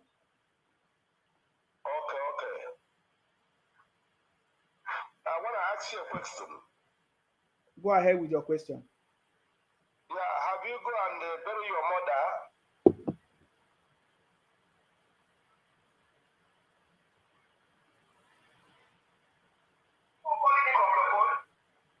Have you gone bury your mother? Is that your question? You see, all these are criminals from IPOP, from the southeast, Igbo people. They are very stupid. Every other person they call into the program, they reduce their volume, but then they want other people to hear them talk. These are people that they say they are educated from the southeast. Do you see that? I tell you that these are a bunch of criminals. He's asking me if I bury my mother. Can you see that? So now I tell you, the people that are causing problem in the country, they are a bunch of criminals. Any of them that call into this program, they have nothing in their upstairs to talk about. They only talk about money. Their pastor tell them miracle is coming, money is coming in your account, and that's all they think about. You understand? So he's calling my program. He's saying something that we don't even know what we're talking about. We don't even know what he's talking. I don't even know whether he smoke colos. Their brother, they used to import all these things. So that is all they have to offer. They don't have any important thing to say. But that is by the way. He's calling me to say he thanked me for defending and supporting the city. I'm not defending and supporting the city boy. I know that the city boy is the right man for the job. He has been doing it and he's doing it again. The only people that will be crying is only the Igbo people, because at this point they can see that development is coming to the country. It's time for them to go back to the Biafra. And now that it's time for them to go back to the Biafra, they don't want to go back to the Biafra again. They don't want to sit at home again. You understand me? They have been saying they want to sit at home. Now they are no longer sitting at home. They are a bunch of criminals. But that is by the way. So I was thinking that it has any important thing to say. That is how we identify them. Even if they change their name, we know them by what they say. He said, by their fruit, we shall know them. And we know them. Let them just engage any Igbo person from the southeast, especially the Biafra IPOB people. You will hear the kind of things that come out of their mouth. Please pay attention to what I'm saying. Take it as a point of duty. Just engage any Igbo people from Biafra, from IPOB. You will hear the kind of things that come out of their mouth. Nothing good. They are a bunch of criminals. You understand me? So let's continue. Now, Apapa, the Labour Party factions are now saying, we regret making Obi our presidential candidate regrettable. This is the news for today. That tells you the level that he has gone to. Now they are beginning to realize that they made the highest mistake. We already know. And we have been telling them, but they did not listen. Right? They did not listen. So you see that? Other people, they seek for expert knowledge. What happened to Obi? Now listen to him. The first thing I did in Anambra State, yes, the best advice I got in Anambra State to stop crime in a place called Opiweka, yes, was I got the advice from a madman. So if Obi got advice from a madman to stop crime in Opiweka, my brother, why will crime not increase? Every other people, they talk about security expert and everything. They talk about equipping the police, equipping the security, training the security. What Obi did was to take advice from a madman. Is that a man that's supposed to be somebody to even listen to? No. It's regrettable. That's why I love what Erofai from Kaduna said. How many of you forgot? Don't forget. I don't forget. I have all the messages that I will tell you. I'm just waiting for the right time for me to deliver the message for you. This is the city boy movement, guys. Anybody that wants to run a propaganda on social media, we will shut that person down.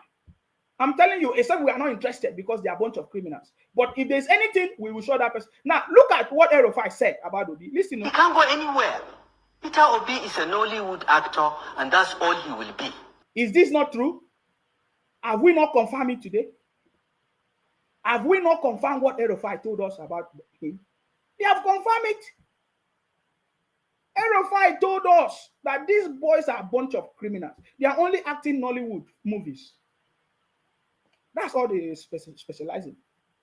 Let's listen to what Erofai said. What did you say? He can't go anywhere.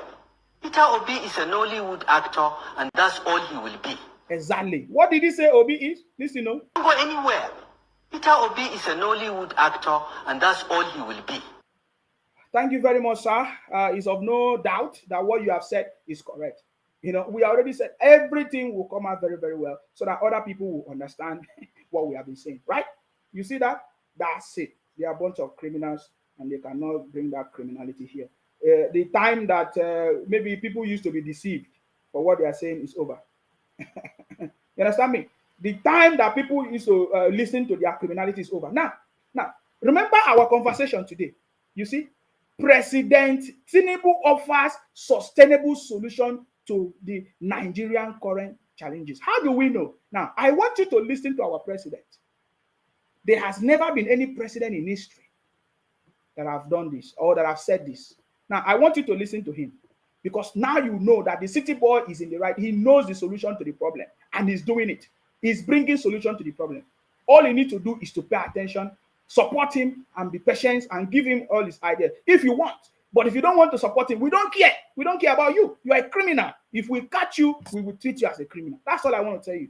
If you don't believe, you don't want to believe the president, don't cause problem. Don't bring your criminality. But if you want to bring your criminality, we will catch you. It's not a must that you support our president. We don't care about you. Nearly 9 million of us, we supported our president. So we are enough. You understand me? I'm just telling you, we are enough. So if you don't support the president, fine, there's no problem. Go about, do your business. But if you want to run a propaganda, talk rubbish, you are a criminal, and we will catch you, we will treat you as a criminal. You understand me? Go and ask the people from the southeast. Ask them why are they not sitting at home. It's not by noise. Now, listen to the president, what he said. Listen. Tell me, what are we producing and selling to other countries? This is our president. When our president speaks, you will know his mindset. You will know what he wants and where he's driving the economy to. The president is asking, telling everybody, remember, this was an economic event. It was an economical event discussion. He said, tell us what Nigeria is producing and is exporting to other countries. I want to go back there so that you will listen. Listen, no? Tell me, what are we producing and selling to other countries? If your president could ask these questions, then you know what is his mind, what he's trying to do, what he wants to achieve. He said, tell me what we are producing and exporting to other countries. How can we produce when we don't have electricity? How can we produce when we don't have security? How can we produce when we are importing fake things? When IPOP people, Biafra, Igbo people, importing fake things and be selling, importing generators and be selling. How can we produce? How can we make things work in the country? So now that the president is taking decisions, that the people that import generators, their business are no longer moving, they are angry. They say, it's a problem. It's a problem. It's a problem. You understand me? Now, I want you to listen to our president again. Listen, no? Tell me, what are we producing and selling to other countries? What are we producing and sell to other countries? This is a very, very important question. What are we producing and selling to other countries? Now, I have an idea in this area. We want the government of Nigeria. It's a project. It is the federal government that can do this. It's a policy. This is a kind of a policy level government. Made in Nigeria products.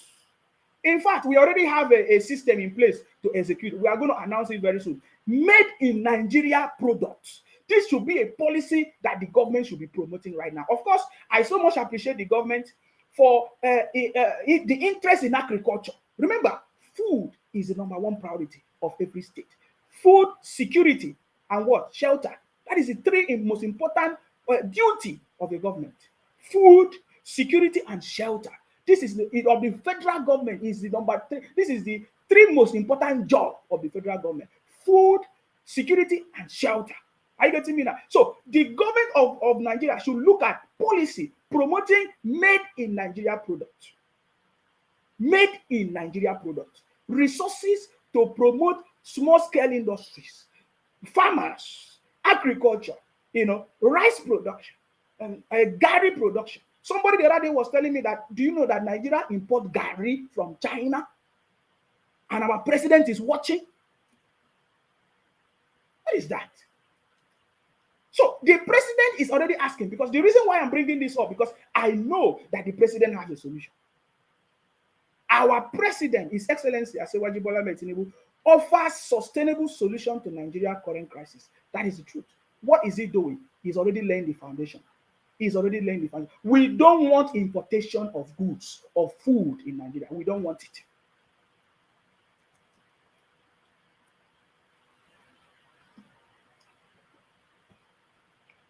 There should be policies promoting made in Nigeria products. We should start consuming it. Made in Nigeria products. Very important. Let's continue. Not even slippers. The city boy said that we are not even producing even slippers. Toothpick. How can we survive? How can we survive?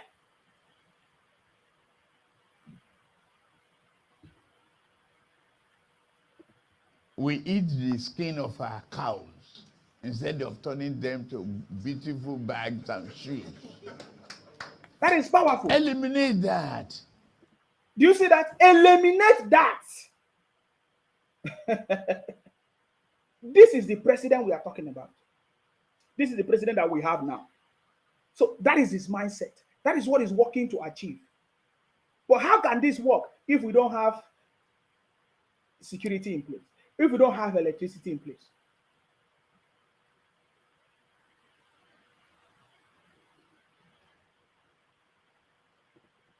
It's a sign of poverty. It cannot be perpetual.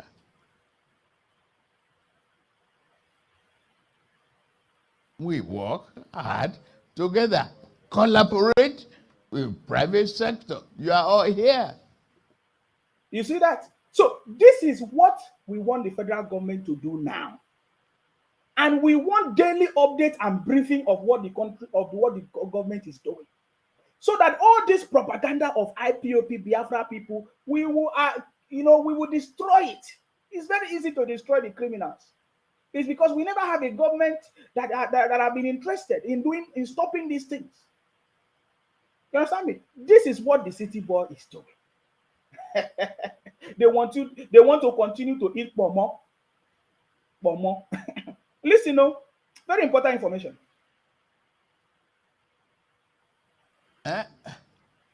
When we saw that in the years past, underground train will be so disruptive. Look at him. He's about to commission a blue line. We say monorail. So now the city boy is already talking about what the governor of Lagos State is doing. It means that the government cannot do alone if they do anything if the governors are not following the agenda of the president. So that is why I'm saying policy level, made in Nigeria product promoted by the government, federal government, and then pass it down to the state government. Let the state government execute it. Provide the resources, provide the funding, and let it be executed. Every funding provided to the state government must be tied to something, a project. Don't allow the state government to make decisions because they don't know. Most of them don't know. Most of them know. Their monies are there, but any special fund given to the state government must be tied to a specific project that is from federal level down to the state level. This is how we are going to achieve this.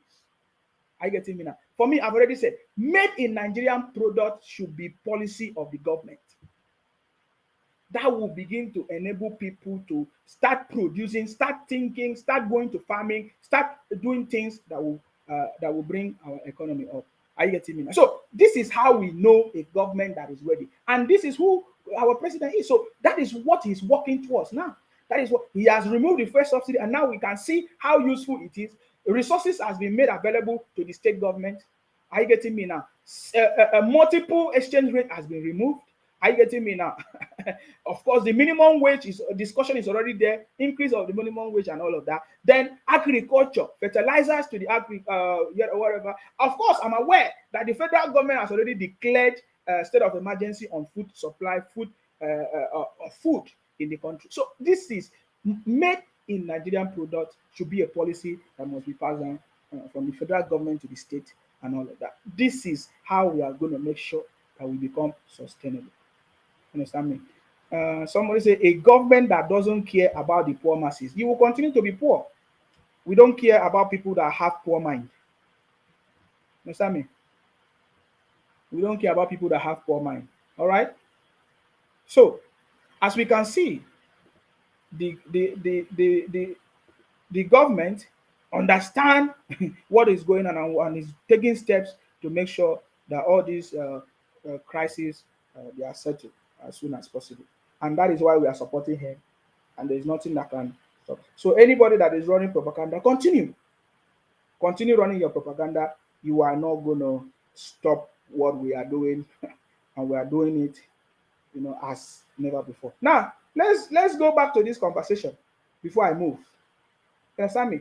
Now you understand why why the propaganda of IPOB has been lingering for a long time, because they don't have anything to offer. Now you understand why they are crying and weeping. Now I saw this and I say, wow, this is part of the fake news. But then I don't have a choice than to talk about it. Now look at it. Obi to the tribunal said, though not convicted, Tinubu ineligible to be president, over $460K forfeiture. So according to the information, the secret plan of Obi, you understand me? The secret plan of, remember when Obi told us that he's going to go to court to prove that he won election, that he was that his mandate was stolen. You understand me? It has been confirmed that Obi do not know what he was saying, what he was doing. He's just talking. You understand me? So the secret plan of Obi was to run a propaganda, use IPOP, run a propaganda everywhere of how to look for means of how the city boy can be disqualified. So that he did not say, according to him, he said he did not say the court should declare him the winner, but he is telling the court that Obi, that Tinubu is not supposed to be, is not qualified to be president of the country. Look at it. That was his own strategy. You know, sir. This is the strategy that Obi wanted to use. You know, so that they would disqualify Tinubu, and then they say, according to him, so that Atiku and Peter Obi will now rerun election. That was the plan of Obi. Let me give Murphy. Hello, Murphy. Yes, I salute you. Good afternoon. Good evening, sir. You are well. I am watching you live, direct from Germany, sir. My name is Murphy. I salute you. Yes. I think the way you are, you know, in the beginning, when you are reformed, you're talking about reform. Even here in Europe, when Greece was in recession, yes, they were protesting in Greece. Hey, austerity, hey. Everybody saw what happened in Greece. But they have no choice. It is step by step. If you want to climb up still, you have to march step 1, step 2, step 3. In the beginning, it will be very tough, but along the line, things will change. Life is all about beginning to the end.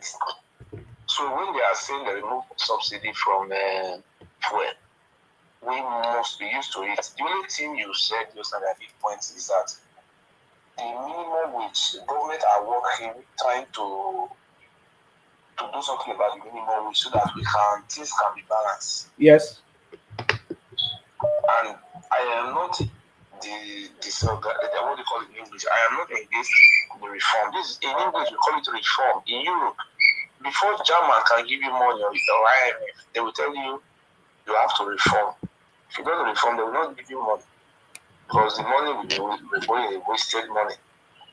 So removing the subsidy is a welcome development. Even Atiku said, my boss said they are going to remove subsidy. Even this Linus Obi said we are going to remove subsidy. Those people that are complaining, there is no presidential candidate who campaign who said they are not going to remove it. So Tinubu removing it is not a new thing.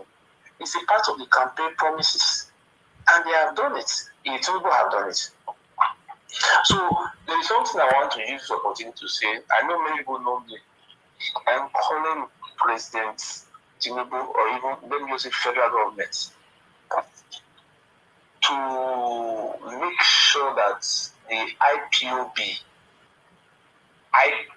IPOP, working with P2B, they have to declare them wanted. P2B should be arrested. This is a criminal. A man who is working with a terrorist organization, he must be a terrorist. I don't know why our Nigerian government has no silence. Ejike Dozie, Chinasa Woru, P2B, all of them are working together. Why are they selecting the good one among terrorists? Is there any difference between good terrorists and bad terrorists? Terrorist is a terrorist. Snake is a snake. They don't have good snake or bad snake. I'm appealing because this thing is bringing damages to our future. That is my own advice to President Tinubu. P2B should be arrested. And those chicken, they should deport them back to Nigeria to come and face justice. These are criminals. I'm not hiding my identity. My name is Murphy Oyobi. So they should declare people wanted and bring them back. These are criminals. Thank you very much. I'm watching you, sir. Thank you very much for your contribution. I appreciate that. Hello, your name and where you calling us from, please? Hello? Yes, I salute you. Tell us your name and where you calling us from, please. Go ahead. Yeah, I'm calling you from Australia. Yes. Can you hear me? We can hear you. What's your name, please? Yeah, my name is Prince from Australia. Prince from Australia. Yes. So, Oh, my name is Prince. I'm calling from Australia. go ahead. So, I thank you for your program. You are doing well indeed. But there is something I want to, maybe it's kind of advice to you. Whenever you are doing online program or broadcast, please try to cut some certain things. Insulting people is not. I think it's not good. If you are facing the problem of Nigeria, what about the Oga, listen. Listen. Allow me to Oga, talk. listen. Are you listening? Allow me to You are one of the criminals. Are you listening? You are one of the criminals. You are a thief. You are a thief. Bunch of criminals from the southeast. One of the Igbo criminal. Thief. Calling me. You want to advise me. You are a criminal. You are calling me from Anambra. You say you are from Australia. Thief. That is a thief. You say I should not insult people. You look at my comments, all the Igbo criminals, Biafra criminals from the south, they are abusing me on the platform. They are calling me, you're a thief. Get out of here. You think I'm afraid of you? Bunch of criminals. If you can be terrorizing the whole country, then abusing you criminals, which one is better? You're a thief. You see, anybody that is afraid of you people, you think I'm afraid of you? You're a criminal. Hello, I salute you. My name is Funke. I'm calling from UK. I salute you. Please go ahead. Yes. Yeah. For my own taking is that removing the subsidy, and if the government can use the money to develop the country by Yes. providing more infrastructure, and because this Igbo people, they don't want our country to develop. Any good thing that the government wants to do, they will just oppose it. They will start running propaganda, abuse. I mean, it's just too much. And they've traveled wide, they've gone abroad, they know how the system works. People, why we are able to stay where we are today abroad, because their people for that sacrifice. We cannot continue to subsidize it. Even in UK, like the inflation rate is so high, and things are so expensive, and that's people, the citizens are not, nobody is talking because it's a global thing. It is a global thing. Look at the interest rate now. It's double digits figure. And the mortgage that we used to pay 500 and something, it's gone to 1,000 something. And if it's Nigeria, they will have abused it. I mean, when are we ever going to get civilized? When are we going to develop? Where are we going to develop? The government is planning a palliative where they are contemplating whether to increase salary or give 8,000 for 6 months, and for the poor of the forest, and these people are not even patient enough. And Obi is not even playing a good opposition, the type of policies he's playing is out of this world. He needs to go and learn how to play politics. Because with the rest is going, if another election comes up, he's not going to win. Even if he wins, they are not going to let him govern the country. Because he's playing a decisive, he wants to divide the country. He wants to divide the country and just concentrate on his people and run down the economy. See, we are all Nigerians. We want the progress of our country. Most of us are proud. We want to go back home. We want a place, we can call our own. We want a place where we can do business, where we can, relocate our children. I mean, it's not here. The way these Igbo people, look at the way there was one video I watched, in South Africa, they know the Igbos there. In Gabon, all these African countries, they finished the image, they saw the image of the country there. They saw the image of Nigeria in Gabon, everywhere they go to. Everywhere. Look at the third mainland bridge. Look at the way they remove all the railings for the Igbo people, the Igbo boys. They remove all the railings to go and use to manufacture schools and all these content things.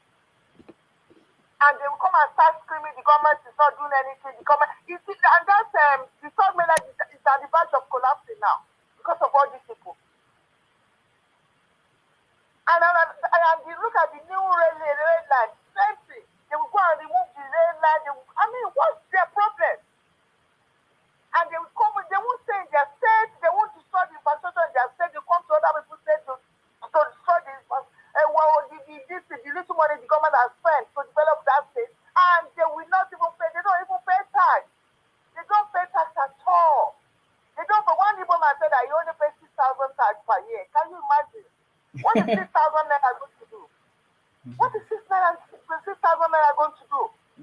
In UK, if you earn like £2,000 or £3,000, you are talking of paying like £500 tax. You are talking of £500 tax in a month. They don't pay any tax. They call them, they say they are traders, they are this, they flooded the country with substandard goods, everything. Nigeria is just, they mess up the country. And this obese man, he needs to go and learn how to play in a good opposition.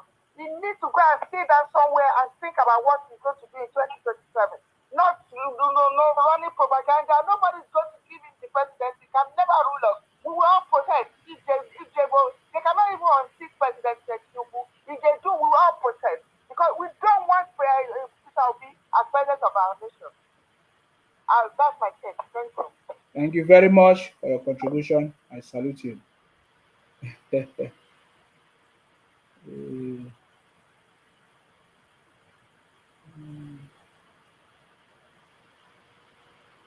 It's only people that don't know bunch of criminals. Eh? We that know the criminals, we don't have time. Whenever they call into the program, we know them. Whenever they talk, when they start, we know them. One of them that just called now, he wants to come and advise me on my program. He never advised the IPOB people to stop killing their brothers in the name of Sita Tom and Biafra. He's calling me to come out. He's a criminal. You don't know me. They are a bunch of criminals. Go and sit at home. You have a professor as a governor in your state. You are crying, you are weeping. Bunch of criminals. You understand me? I said that the criminality that is coming from the southeast, the federal government must take action to stop them. But they are criminals. They must be punished. Hello, my brother. Good evening. I salute you. Tell us your name and where you're calling us from. My name is Ismail Isdin. I'm calling from Abuja. Go ahead. What's your contribution? It's been long. How's everything? And we've celebrated, and now we are moving forward for success and promise hope. And we pray that Almighty God will assist our able president. You see, these criminals, we don't need to take them lightly. Okay, we can't take them lightly because they are ready to frustrate. And I trust our able president that he knows the way and he knows what to do. So what I'm saying is this: we need to implement laws in this country. There's no law in this country. That is why everything is falling apart. Are you sure there's no law, but the implementation of the laws is missing? Or enforcement? Yeah, if you say so, yes, enforcement. But if there's no implementation and enforcement, there's no law. Exactly. All right. Everyone is doing what they are doing. Somebody will just wake up in the morning and just feel like, okay, what I'm selling yesterday is 500 naira. Then today I'm going to sell at 1,500 naira, and he goes cost free. So there's no implementation. So there's no enforcement. There's no law. So we need to look into this. This is a very important factor that our president should look into. So are you telling me that the federal government do not have a system that regulates the price of food? Because you are right. So, somebody will just wake up in the next morning, they will increase the price of food anyhow. Why? You can't do that in the UK. You can't. Yes. Nowhere. It's only in Nigeria this is happening. There's no regulation of prices. There's no regulation. And regulation of prices is one most important of government. I don't know how I should put it. It's something they should take very important, because whatever they do is not going to have effect on the common people until they regulate price. Now So let me tell you something that is very important, because you have brought a very important conversation, which is supposed to be my next conversation. You see, the prices of things, the prices of food in the country. The government must look into it. It's something that is very important. Somebody cannot just wake up and fix the price of goods. For example, the transportation system, the Igbo people from the southeast, because most of them are the drivers and the running transportation businesses, they will just wake up one morning and they will just increase the price of the transportation like that. It can never happen in the UK. Now, let me give you an example in the UK. Why I'm saying this is because, do you know that before now, shops and businesses, if you buy something in the UK, they will give you the product with a, you know all this nylon bag. They will put it for you free of charge. Do you know that it got to a point that the the government in the UK, they started regulating. They started saying it's a compulsory that every shops you must sell that nylon bag. They put a price cap on it. They put a range of price cap. They did not say sell it 20 naira, okay? But they said from, you can sell it between 10 to 20, but you must sell it. Do you understand now? Yes. So they give a range, a tolerance, a price tag. And today, you cannot, if you go to the shop and you need a bag, they will sell it. You must buy it, because it's something that the federal government, the government of the UK said you must do. And then they did that because to reduce all these wastage and recycling and all this green economy, and to make the economy to be okay and all of that. But this is an example of what we are saying, that the government in every other country, they are interested in everything that concerns the country. Why is that not happening in the country, Nigeria? So you are right in what you are saying. There must be a system. Let me tell you one thing. Go ahead. Let me tell you one experience I got 2 days ago. Yes. In Abuja here. Go ahead. Assuming you are in Lube police side post, then you want to go to maybe Dawaki or Bega. An Igbo man will come with his vehicle, and you stopped him. He will tell you from Lube that he's supposed to be, maybe due to cost in fuel, should be 300 or 350. They will tell you direct 600, 700. Yes. If you are like complain, they will say, go and talk to your brother, Tinubu. You are right. They are purposely making life difficult for people, and nobody is regulating it. So I know it's going to be difficult, but at least it should start from somewhere, so that once example is being made, others will learn from it. By doing this, things will be very simple to common men, and everybody will live a humble life in this country. We are living a chaotic life. We don't have sympathy for each other. The government are not actually the problem. I can't imagine some people are shouting government, but in every angle in this country, everybody is totally cancerous in habit and character.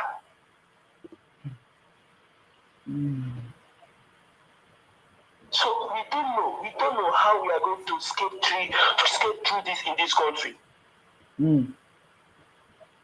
Our government need to come to our aid. They need to help us regulate price. If you can do this, you will handle at least 45% of Nigeria problem. So we don't know how the government can hear our voice on this. Even in Islamic countries, Arabic countries, there's price regulation. There's no any reasonable government that will not implement price control. There is none. But in this country, everything is left. Nobody is talking about it. Even the officials, the government appointees, they are just there for their pocket.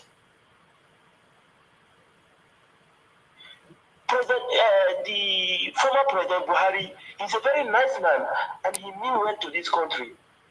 But the system frustrates him. The system frustrated him.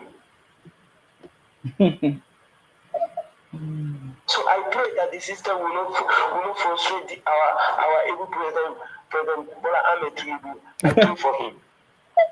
Thank you very much. Thank you very much. I salute you. Thank you very much for your contribution. Okay, you just imagine me, the president of the country. I will just punish the criminals from the southeast. That is the number one thing I will do. Because I will punish criminals from the southeast. You understand me? Let's see how the system will frustrate me. Which system? We created the system. You understand me? There is nobody that can fight the government. Identify the criminals and punish them. It's as simple as that. It's as simple. If you continue, because they are your brothers, they are your friends, if you continue, that is the way you need to identify. Is accountability, accountability, yeah, transparency. Are you getting me now? And commitment. That's it. That's all it is. You identify the criminals and punish them. Okay, so there's nothing. Of course, the city boy is already on the track and is already doing it. You understand me? Let the criminals, let them continue to cry. You understand me? Let the people from the southeast continue to cry. We know that those are the people causing problems. You understand me? Let them continue to cry. Okay. All right, guys. It's possible I'm going to open the line now because a lot of people are calling. Hello. Yeah, hello, Mr. Sima. I'm calling from US. My name is Mario. I salute you. Please go ahead. Yeah, thank you so much. You see, first of all, I want to talk about the attitude of Nigerian people. You see, Nigerian people I think many reasonable people understand that there is no pain without pain.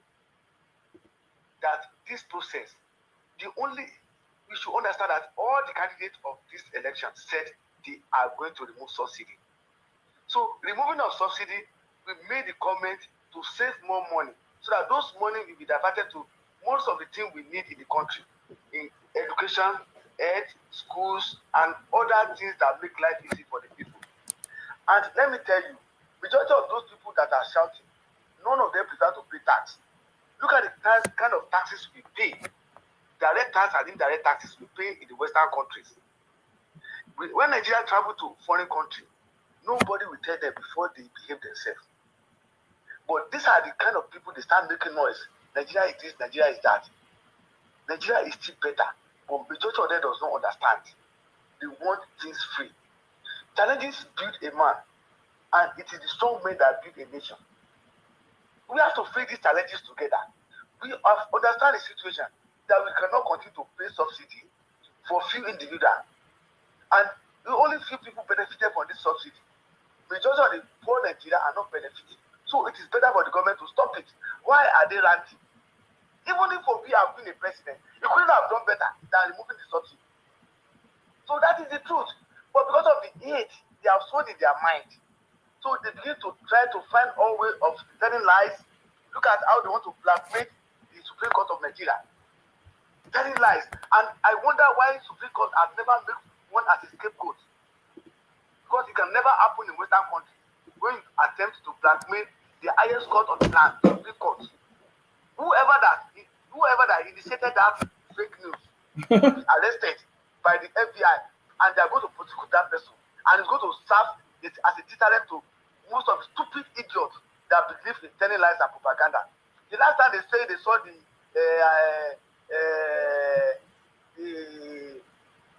other guy, Chief Justice of the Federation in Wichita meeting Tinubu in France, and the man is in Lagos. So that's why Abati on his Arise TV, he said he is tired of all these toxic people, and we know the toxic people is referring to all this IPOB criminal propaganda. I don't know. When did he say that? No, it's about 3 days ago on Arise TV when they were talking that Tinubu is talking of he's threatening anarchy. Then Abati say these people does not understand the right of the submission of the Oleola Nifeku. That is not what he meant. He was talking about 25% in Abuja, that every citizen of the country are equal by vote. So nobody, whether you are living in Abuja, your vote is not superior than somebody in Sokoto. It's one man, one vote. That is what Wale Oladipo make submission to the election tribunal. But these people, they now twisted it, start campaigning, start all those people online that are looking for followers. They start, when you tell them what they want, they start following you.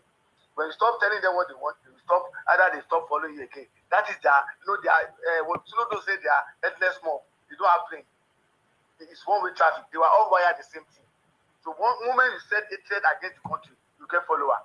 But moment you praise the country and you are optimistic about the country, they will hate you. That is their way. So we knew. So they were saying that. So Abatina said no. That a lot of these toxic people, you see them on Twitter, unverified account, start telling different kind of lies, and you see a lot of them, the headless mob, they start following those lies because that's what they want, to appease their hate. So what I'm saying is that when you see the submission of Obi legal team, you understand that there's no Obi was ranting, I want the election, but all his case presented at the tribunal, there was no way of proof that he won the election. What it was that on the personal issue of now they are now agreed that there's no conviction of Tinubu because there was an evidence from American government that Tinubu was never convicted. All those documents were submitted to the tribunal. There's nothing even about the school he attended. All the evidence and certificate, the original copy was submitted to INEC. Yeah, just so like I said now, Obi's target was to think of a way to disqualify the city boy. That was his target. I've just said it. He said it's not that initially when they are interviewing on arrest, he said I'm not contesting the outcome, but I'm look at the process. Yes.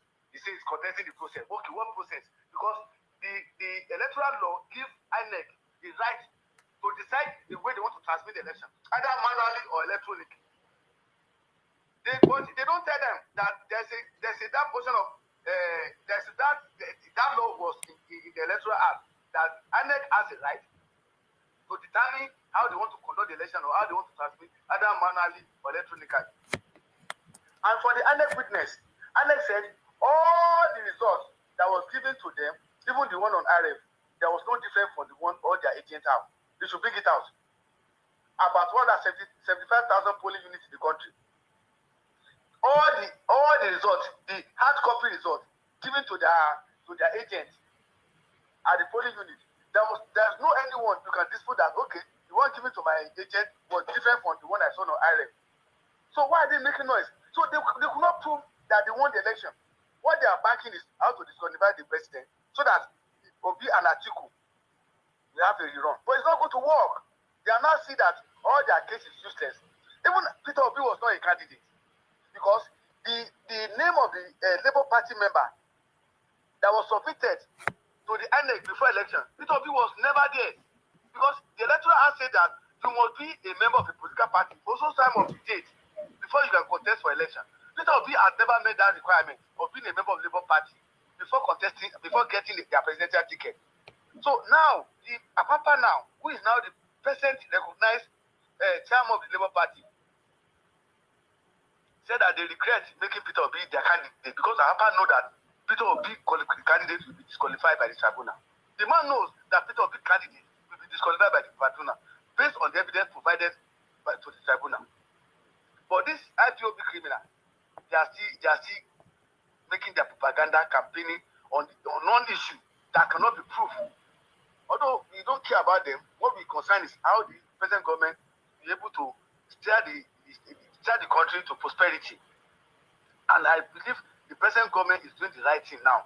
But the major thing Nigeria to focus is about the governor, because more money will be given to the governor now. Because the saving we are getting from this subsidy removal will be channeled to the state. So it is now the responsibility of every Nigerian to make sure they challenge their governor. They ask questions. Every allocation given to the government every month, they should ask questions what they are doing with their money. But people prefer to focus on federal government. I don't know why. People don't understand how democracy works. The closest government to the people are local government and state government. Nigerian people should focus on the local government and state government. and state government, so that they ask questions what they are doing with their money. Because a lot of money are going to be given to the state government and to the local government now. These are the things we should focus. We shouldn't allow them to play all the way they play there in Southeast, because in Southeast, which they are being covered by drunkards, the people of Southeast does not challenge their governor, what they are doing with their money. The only interest to be sending them Biafra. And that's why the elite of the Southeast does not even talk about about campaigning, condemning those who are supporting IPOB. Because that's a sign of distraction, because they can have their way, so that nobody will challenge them how they run the government in Southeast. The moment they say that emotion of Biafra to them, they will be overwhelmed by that emotion. So none of them will have the common sense of asking their governor, what is your performances? What is your performances? So we thank God that City Boy is taking a drastic action. The action is very painful, but at the end, we are going to benefit. Thank you, Mr. Isima. Thank you very much for your contribution. I appreciate you. Thank you very much. Perfect. So Obi's original plan was to fabricate lies and propaganda to see how the city boy can be disqualified from election. But that failed woefully. That shows you that they have nothing to offer.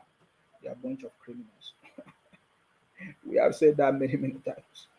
They are a bunch of criminals. Anyways, so yeah, so they are a bunch of criminals, and you can see there's nothing else to offer. Now, let me say this as I move forward. Now, there is something that is so, or something that is standing out, especially from the southeast. Two states is standing out: the Imo State and Ebonyi State.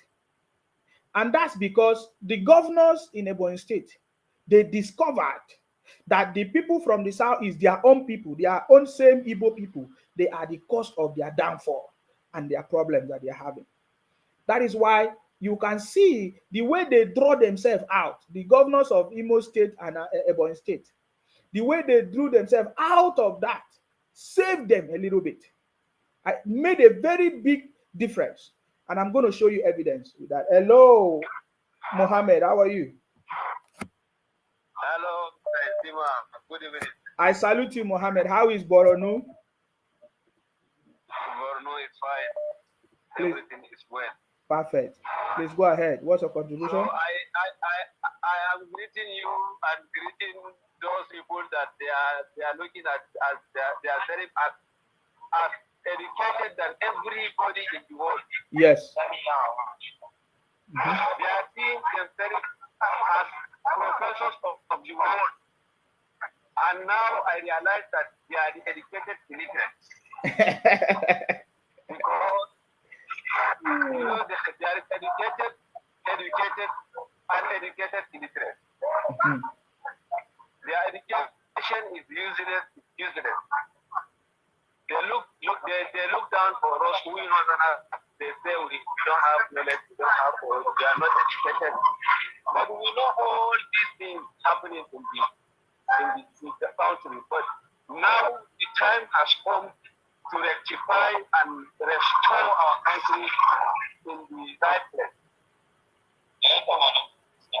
This government, this 1999 democracy, starting from 1999, there is no any tangible administration like city boy administration, because there is so many things happen, looting the property, looting the treasury of the government since from 1999 to who is Obasanjo, Babangida, and all of them, they are looters. We know they are looters. When you go to Abuja, you see their houses. This apartment, big house. When I was in Abuja, I am asking my colleagues, we go to pre-convention to Abuja. These houses, who are the owner of this house? I am asking. They say this is for Abdul Salam, General Babangida, General Abacha, General Kaza, Obasanjo. These are all looting our monies to build big house. Only. So now the time has come. Nigeria will be better by the grace of Almighty Allah. Amen. I am greeting you, Mr. Dima. God bless you. Thank you very much for Thank giving me you. opportunity. Thank you very much. Nigeria is back on track. Thank you very much. I salute you. All right, that was our brother Ahmed Mohammed from Borno State. Powerful. Okay. Aha. So the people that cried, he said that these people from the southeast, the Igbo people, that claim that they are the most educated, that now they have all discovered that they are the most educated illiterates. You understand me? That is what he said. That you see, because of course you know how the IPOP, Biafra criminals from the southeast that have been running propaganda against the people from the north. You know how they have been saying all kinds of rubbish. Today, he's saying, who are the people that are the illiterate? And that is a confirmed conversation. Are you getting me now? Whether they like it or not. Bunch of criminals, get out of here. You understand me? So I want to show you something. You understand me? And for this message I'm playing, I want to play the video I want to play now. I want you to pay attention to the reason why this man said what he said, so that you understand the depth of the problem that they are facing in the southeast. Listen up. Our party in Ebonyi is APC. It's not Labour Party. You understand me? He said our party in Ebonyi State is APC. It's not Labour Party. Now, I want you to listen to the reason behind his conversation. We will not vote for Labour Party. We will vote for APC. He said, we will not vote for Labour Party. We will vote for APC. Do you know why? He's coming. He's going to tell you why. I want you to listen and pay attention.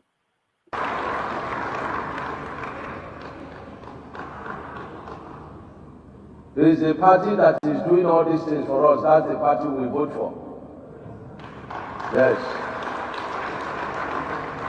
Many of you don't know that Ebonyi State launched one of the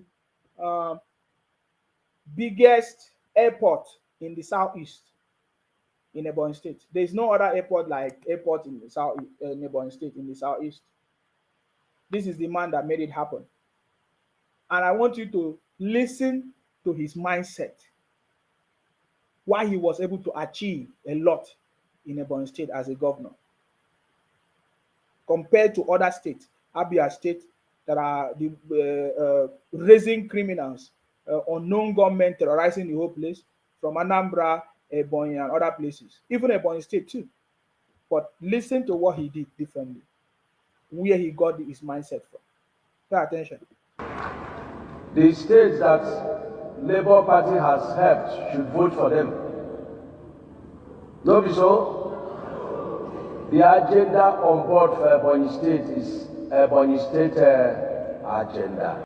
Powerful. There's a difference. There's a big reason why he differentiated himself from others. And I just want you to listen to that. He's getting to that place now.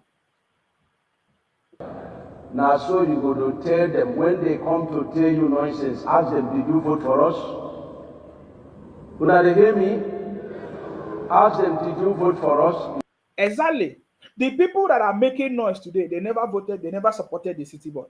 So we all know that they are a bunch of criminals. The only thing they will want to do, promote, share propaganda and information, is to negative information that is trying to make the government look bad, because just for them to have something to discuss. But they have all failed, including Obi, and they are criminals. They all failed. You understand me? They all failed big time. So that is why every day they keep looking for fake news and propaganda, and they are not happy about it. You understand me? They will never be happy. But this governor, ex-governor now, right, did something different. Is it because Ebonyi State? Do not look for our votes. Our votes belong to APC. So this was the time that during the election period that it was very hot. You understand? It was very, very hot. And he made it very, very clear to them that no, we are not playing that kind of rubbish game that you guys are playing. You all know what happened. All of the votes, 98%, they all voted for Obi. And that is why today, with all their noise making, they are a bunch of criminals and failures. So when you see their frustration, know that because they can never be happy because they are frustrated. With all their criminality, destroying their property, destroying everywhere, they go nowhere. They are a bunch of criminals. Now listen.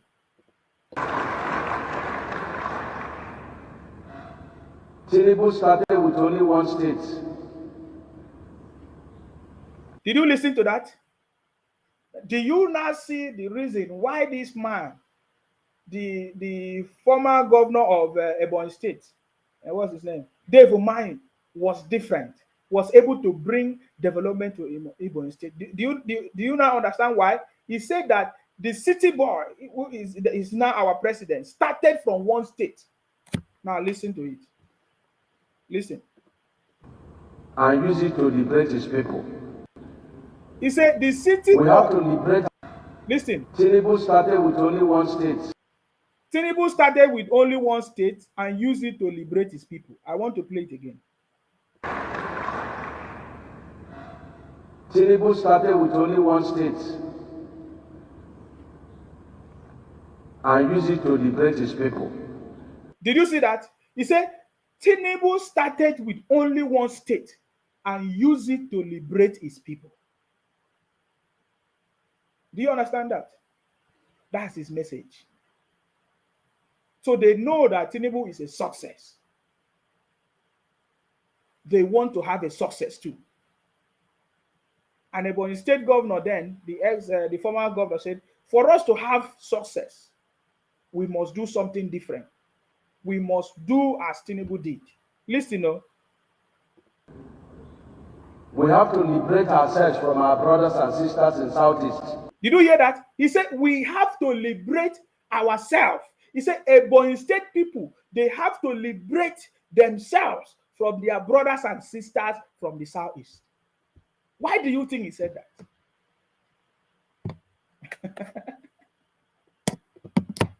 Remember how the statement started? That Tinubu used only one state to liberate his own people. And for us in Ebonyi State, for us to liberate ourselves, we have to first of all what? Liberate ourselves from our brothers and sisters in the Southeast. Let me go back there and play so that you understand that. Very important conversation. And use it to liberate his people. We have to liberate his people. And use it to liberate his people. We have to liberate ourselves from our brothers and sisters in Southeast. Did you hear that? With only one state. Did you hear that? I'm going to go back there again. Listen. Listen. Tinubu started with only one state and use it to liberate his people. We have to liberate ourselves from our brothers and sisters in Southeast. We need it. He said, we need it. That is why I'm telling you, my brother. They know this Ebonyi State governor, he is the former Ebonyi State governor. He is one of the men that tried to stop the criminality of IPOP in the Southeast. He tried. He said, we must liberate our people from our brothers and sisters in the Southeast. He said, we need it. We need to. So I want you to understand what the message that I'm giving to you. Are you getting me now?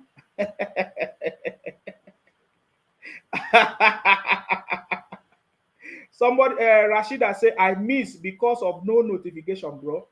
Yeah, notification is not happening because the bunch of criminals from the Southeast, every time they always try to shut down the page because they know that when we come, we give it to them. We give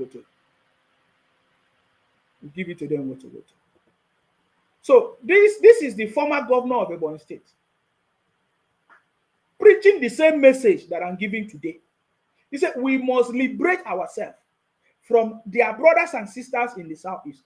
He said, we need it. We must liberate ourselves. So if Ebonyi State governor make that statement that they must liberate us in Ebonyi State, we must liberate ourselves from our brothers and sisters from the Southeast. What does that mean? Our vote belongs to APC. He reiterated many times. He said, our vote belongs to APC. He knew those were the people that were Labour Party. He knew where the problem was coming from. This is the former governor of Ebonyi State, His Excellency Dave Umahi, the former governor of Ebonyi State. He said, our vote belongs to APC. He worked tirelessly to make sure at least they voted, they do something.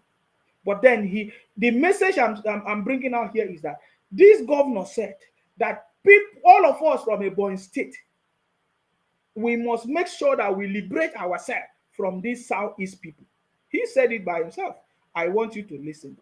More important, listen. Tinubu started with only one state and used it to liberate his people. We have to liberate ourselves from our brothers and sisters in Southeast.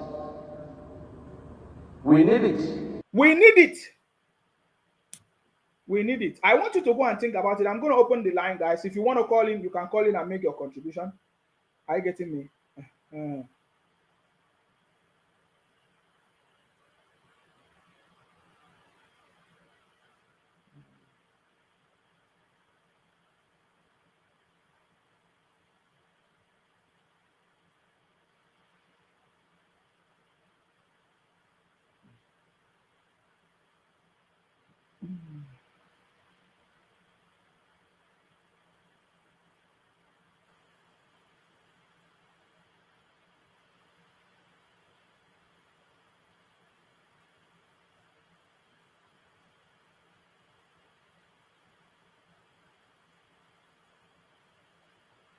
All right, guys. Sorry, guys. Something just came up now. I might be able to end this broadcast very soon. But then the message is that Dave Umahi, the former governor of Ebonyi State, was sending a very strong message that this is what must happen for us to be free from the Southeast. He said, the people of Ebonyi State, we must liberate our people from the Southeast. Why? Why did he make that statement? He even made emphasis, we need it. We need it. So that is why you are seeing all these criminalities that is going on. You understand me? We need it. We must liberate our people from the Southeast. And use it to liberate his people. Listen, no? We have to liberate ourselves from our brothers and sisters in Southeast. We need it. We need it. So that is my message. The federal government and any other stakeholders must take this message very important. For us, we must liberate our people, ourselves from these criminals. Criminals must be punished. The criminality has been going on in the Southeast for many years. These criminals must be punished. You understand me? Hello. Yeah, good evening, my brother. I salute you. Yeah, my contribution today is Nigerians don't know. It's not even Nigerians. We have a better Nigerians. We are doing well. We are expecting good things from our president. These Southeast people, remember, before Buhari left, Wiki let us know that Buhari paid Southeast oil allocation money since 1999. We all see how Wiki spent his own money on his state, right? Other state that even Suludu never talk about that money up to date. And we about the other one that Delta said that used the money to campaign for their presidential. But that state that collected that money, what are they doing with the allocation up to date? Because I will remind them today, Obasanjo never paid Lagos State allocation, right? But Jonathan paid the money to Fashola. Jonathan paid the money to Fashola. The money Obasanjo did not pay to President Tinubu when he was governor. Jonathan paid the money to Fashola. This is what brought Lekki. They are enjoying today. Banana Island, they are enjoying today. the money to all those places. So I don't know their problem, but I'm promising them today they are listening to my voice. You motherfucker, idiot, criminals. You won't let us speak the truth on Instagram page. You will come to us and act, you act my account, you don't act up. In this struggle of Baba Jagaba, you idiot criminals have hacked my account. So are you not criminals? Are you not criminals? It's proof that you are criminal because you ask people's account. Shameless people. Shameless people. They know the shame. That's their name. Now, let me tell you one thing. God punish you now if you no sit at home or next 2 weeks. But they don't talk 31 to 14. God, if you no sit at home. When are they sitting at home? When are they sitting at home? Their master don't announce that they will start July 31st. Okay, from July 31st. Okay. Yeah, it was 14. Mm-hmm. If they no sit and go, we God punish all of them. Because we will now know where zoo is very soon. Mm-hmm. Yes, we will know where zoo is because Southeast will turn to zoo. Nobody will be there, the animal soon. And let me tell you now our papa age, that's what we do. They don't start and with everything they inside us. By the time our old age, go the rule, we go kick una come out, who give monkey banana. We go tell you to go back to your zoo. We will know which part of Nigeria that will become zoo very soon. With their sit at home, they should continue. If they are happy now, that idiot. I'm sorry to say this. Sometimes when Murphy calling, I don't like the way because I follow Murphy. Murphy, you call earlier. You did not mention Nnamdi Kanu name. You did not mention some Hepa name. You have mentioned Shinas and Igoru. Are they not the same thing? Are they not terrorists? Go and see that guy declared to them about this sit-at-home. He's talking like he's terrorist. Terrorist. That's how they talk. Are they not terrorists? Are they not the same thing? So don't differentiate. Mr. Murphy, I watch you 24/7. Don't differentiate. They are all terrorists. Nnamdi Kanu will not be released. Mark that word. Let me tell you one day, they will so catch this idiot that call himself some helper. He has never gone to that level that UN, when UN intervened, they will arrest this thing. What else? Because Nigeria, now only citizens still they protest. I've never seen Nigeria government reported this guy to UN. Or when they report him to the UN, they will get his ass. Let's see what will happen in the next 2 weeks. They want to sit at home because they are happy. Soludo, they spend on our money. They no ask Soludo, where is this money? We cannot spend his own finish. We see we can spend all that money. See, it's not a small money, big money. We can expose them all.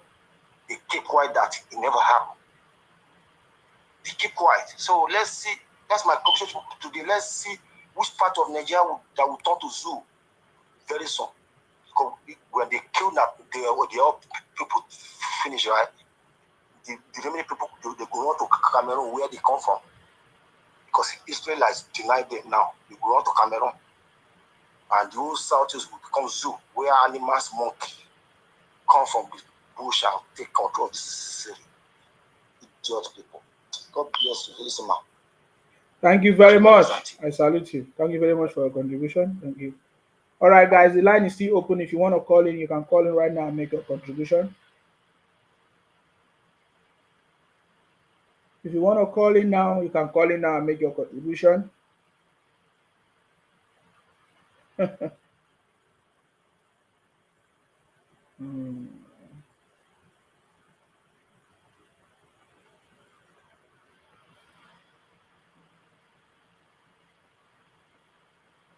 Sorry, let me call you back. I don't know why your call is not. Good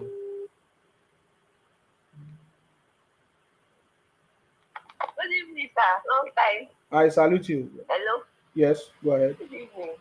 Long time. I salute you. See, yep. My own contribution is that if Baba can do it, I know he is the GCFRO, but if he can just do this one favor for us, he should just neglect them. when they are tired of killing themselves, they will be the one to stop the killing. That's just it. If Baba can just look away, do you understand? Yeah. They are the most intelligent. They know everything. No other child is as good as them. As in fact, they are the best. They are the best. All of us, all of the tribe, we have names. Like we now, we are Ofemanu, we are animals. Yes. They are the You are the best. The Hautas, yes, they are cow, they are born through it. But them, they are born with silver spoon. They know everything. They are the wisest. They are born by king, queen. In fact, if Baba can just, they are just trying to like distract him and make sure that he did not do anything meaningful for the masses. At the end of the day, they'll still be the one to come and cry that he did not do anything. Do you understand? So Baba should just neglect them. When when you are doing something, you are tired of doing it, you know that will cry by yourself. That exactly. Help us, so we are dying, or they will call themselves to order. It's like time that we stop. They said Nigeria is a zoo. Where is the real zoo now? Is it not in the southeast? Is it not in the zoo that animals will kill themselves and eat themselves? Is that not what is happening in their zone? Yeah. I didn't think that thing is happening in other regions. They will be the one that will be sharing. In fact, the thing that did not happen in that region, they will still do propaganda on it that it is happening. So everybody should just leave them. If they want to sit at home for the next 1 month, me, I'm in support. They should sit at home. Their region should keep marginalizing themselves, setting their regions backward. Yes. And they should be saying they are the indie developers developing other people's region. Is that not a cause? You leave your own region undeveloped, a red mud region. Nothing, no physical development, nothing, no infrastructure, everything. Did you see the video of when they were cleaning Abia State? Did you see how dirty it is? Yes. Like a debris that has been there for years. In fact, debris and human beings, they were competing. Had it been in Lagos State, they would be the one to open their cheap Android phone and say, see Lagos, see Lagos, see I've never seen anything good about the country. So they should just, everyone should just neglect them, leave them. They don't have sense. Their sense will come back by themselves. I give them just 5 years more, where they will see where the north will be, where the southwest will be, and where the south will be in the next 5 years. They will be the one that will call themselves to order that we have been foolish. Now that everybody is like we love them, we are telling them to stop. So leave them. If everybody just look away, they will be the one to when they are seeing. They just out. Have you seen the electric BRT buses that someone really imported? Yes. Top notch. If they can replicate that across the country, in fact, it's going to be a good start. Yes. For the country, honestly, and it will help the poor masses anywhere they are going to, yes. And it's cheaper for cheaper transportation. So those are my contribution. And Baba should please the reforms. It should be implementing it small, so that it will not be too much on the masses. I know it's for a long-term development. What we will later enjoy is our own benefits. And the people, everybody should be patient with him.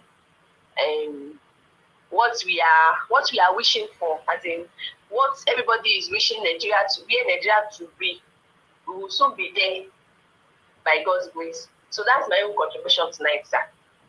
Good night. Thank you very much for calling. I appreciate your contribution. Thank you very much.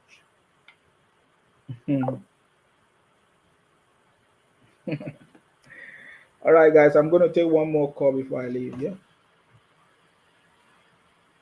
Who is going to be the last caller into this program now? You are not going to be the last. I salute you. They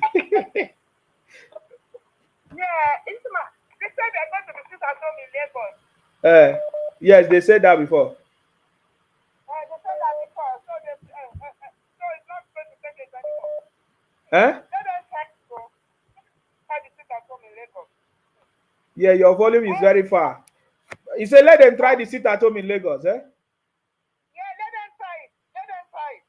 Oh, All okay. the looted, the apart, they will get never doing it.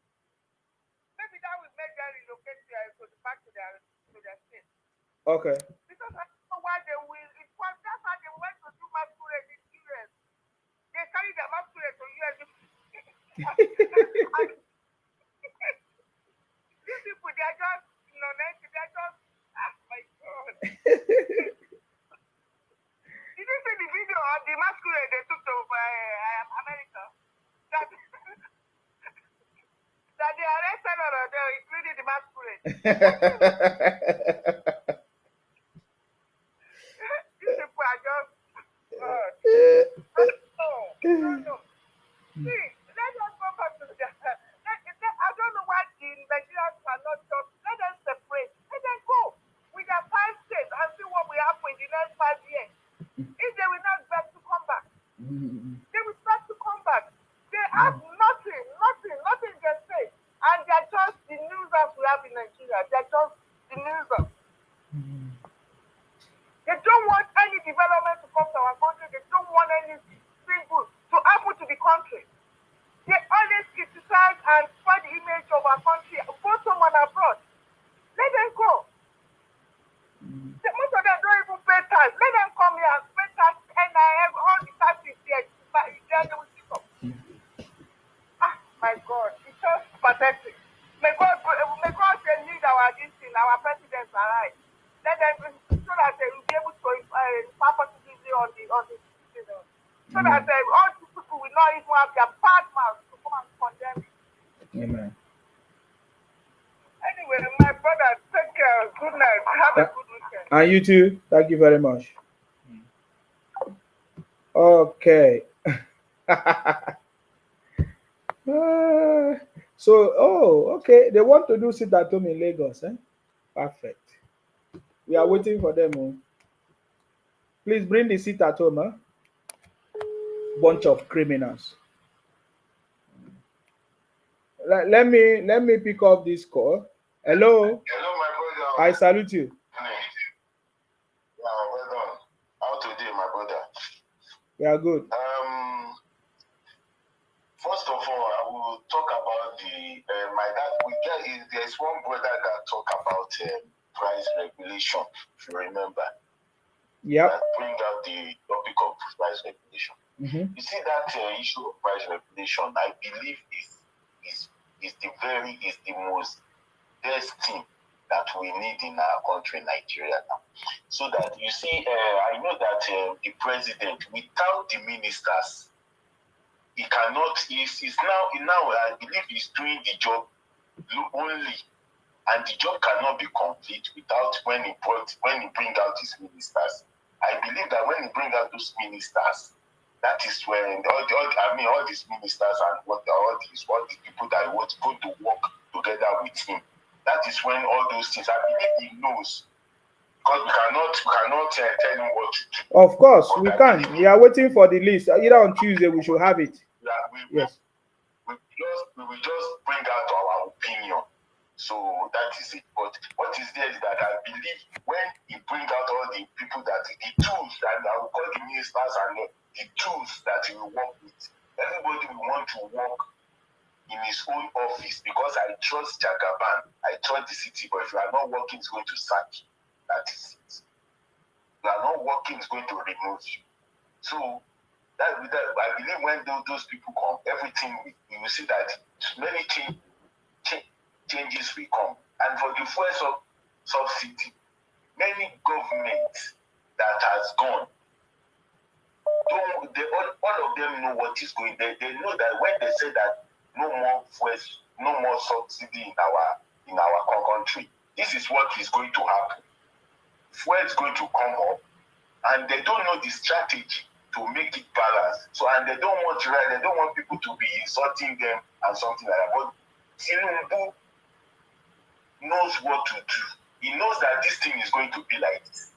And if we don't, you know that when you have wound, if you don't remove the bandage and the plaster and put medicament. If you don't remove the plaster and you can't put medicament. If you don't stop the blood, you can't put medicament. What is there is that this fuel subsidy, we have to remove it. We can't be paying fuel subsidy for in our country anymore. All this money has to go to other things. And because of this thing, we know that the price of fuel comes up. It's going to come down. But we have to face it. Let's face the challenge. That this is what many other government is running for.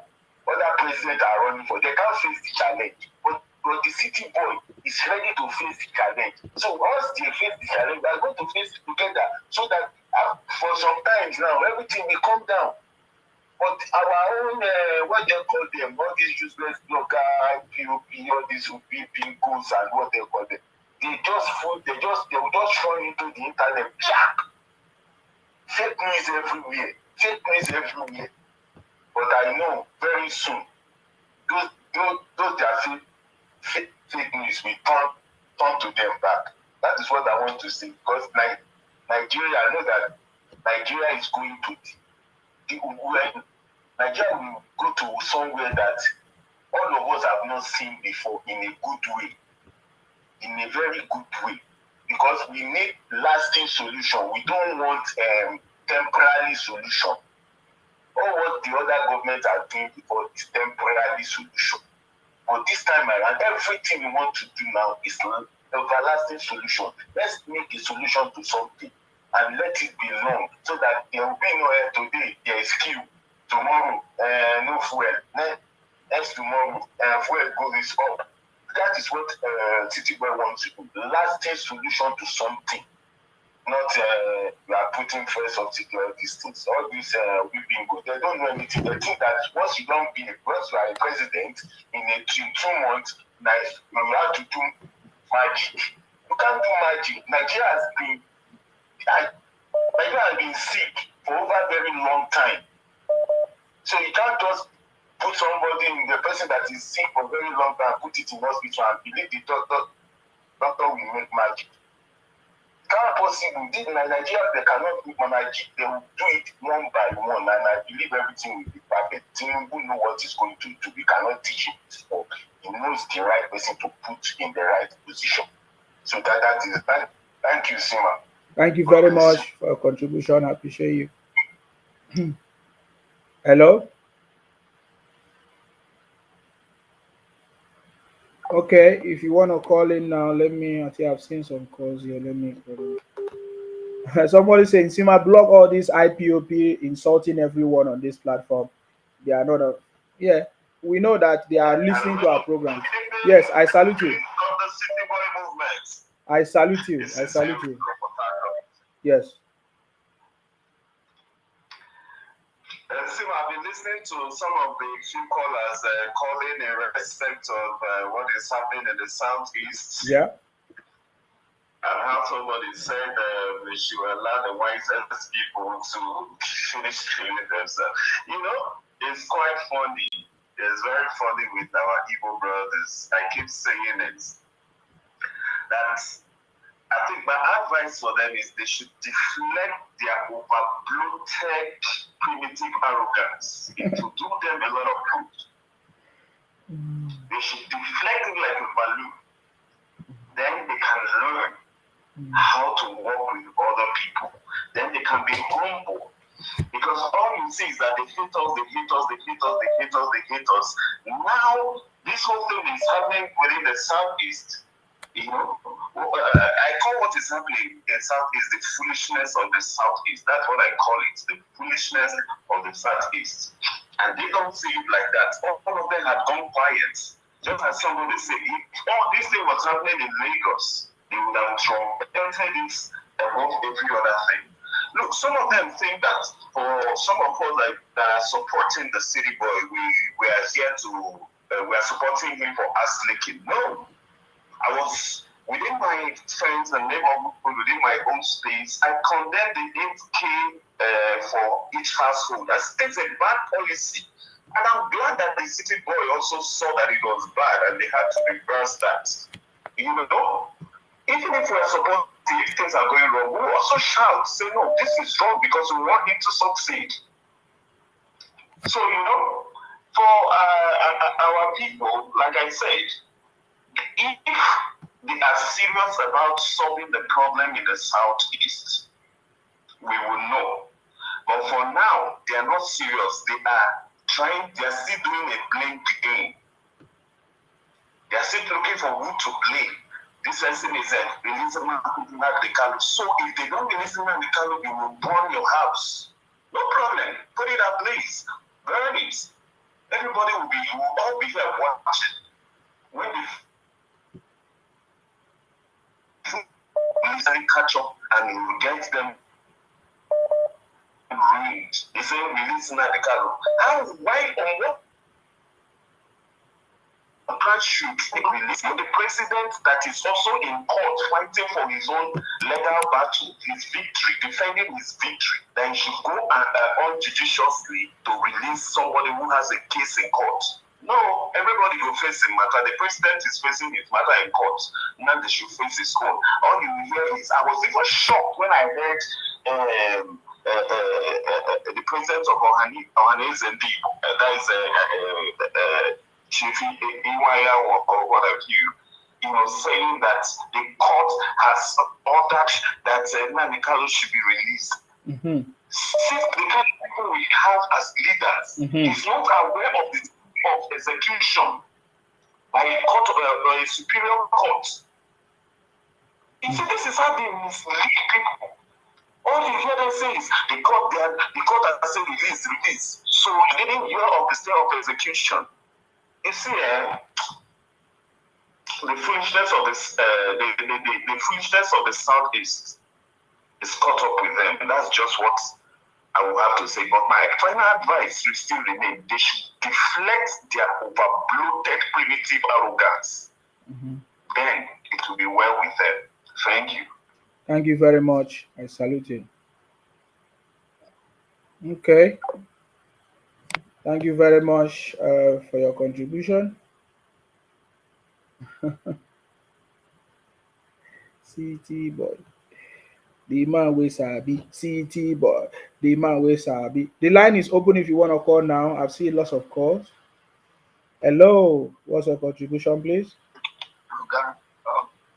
Okay, say the Apogun Potter of the universe. The Apogun Potter, yeah?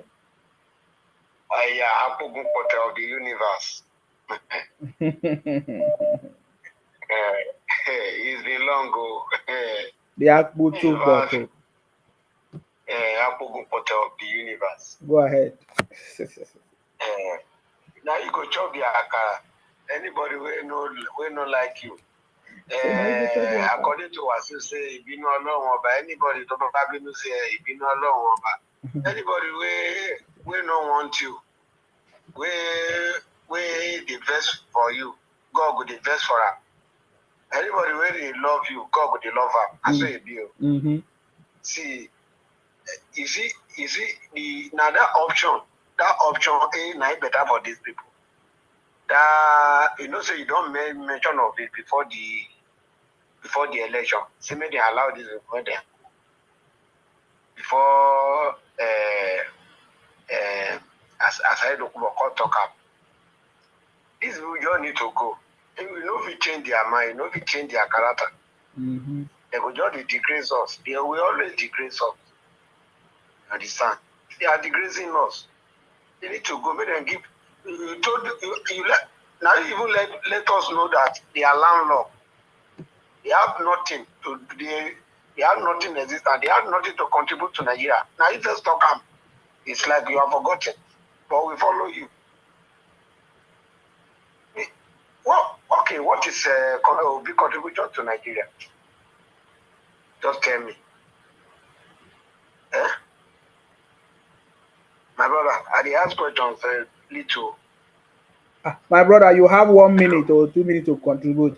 Don't ask me question. Make your contribution. What is a big contribution? The only contribution I can make to Nigeria is to scatter and cause problem from one place to another. It's just causing problem. It's confused. I want to. These people, the grace is enough. Let them just go. According to this, make them find a way, make them give them, make them go turn their city to Dubai, make them go turn them to US. God will bless you. I do we make a yarn. Thank you. God the grace.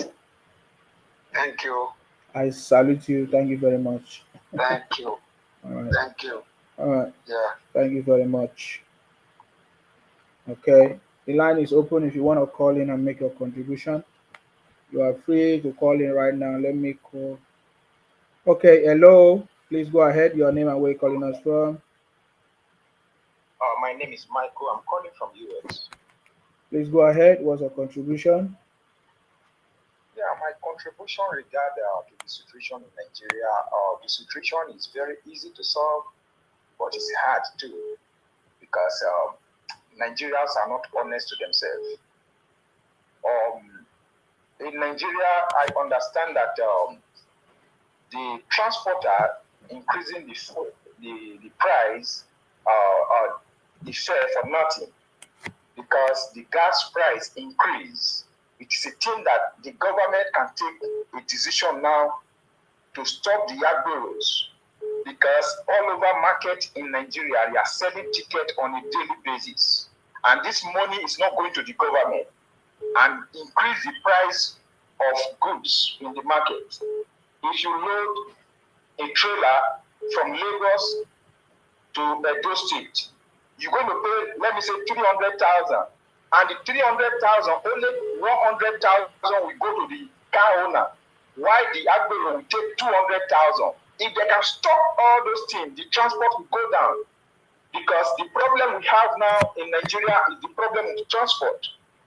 Every day they are selling tickets in every park to these motorists. All this money is not going to the government. If they can stop it now, it will bring down the price.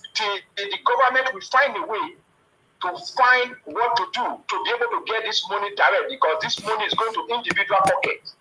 So that is my contribution. So is that the reason why the transporters or whatever they call them, is it drivers, increase the price of transportation fare? Yes, because so the agboros you are talking about, did they start selling tickets today?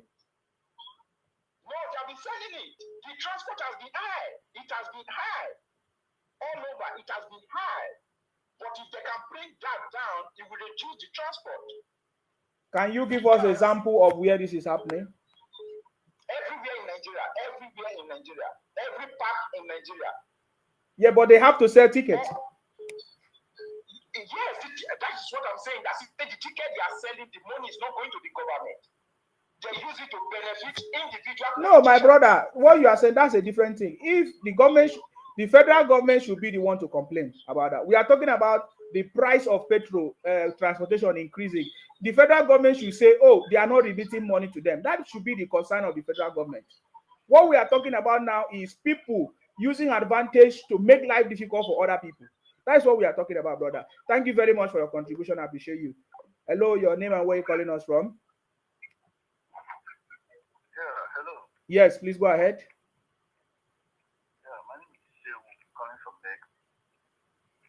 Yes, please go ahead.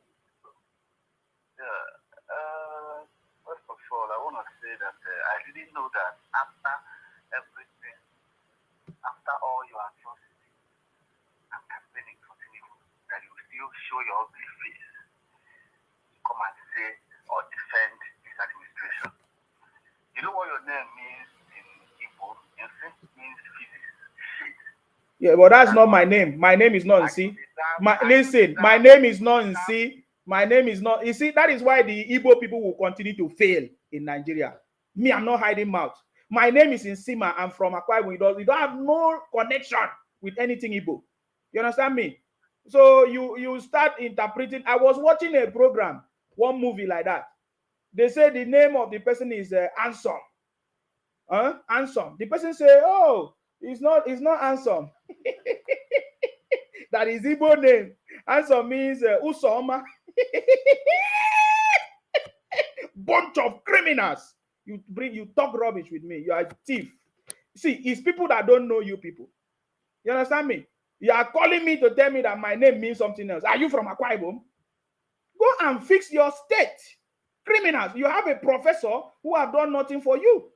You don't go and talk that you are raising fund every day to do sit at home. Idiot. We are waiting for you to do sit at home. Bunch of criminals. Get out of my page.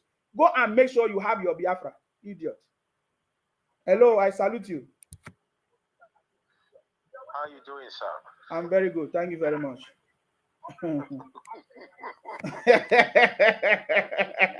You see these people, they are a bunch of criminals. I told you. Look at, they turn everything upside down. They have a big mental problem in their brain. Yes.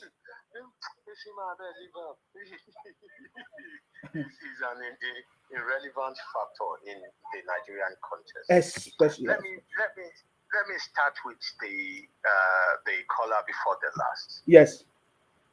Who called from America, and he's talking about paying in impact.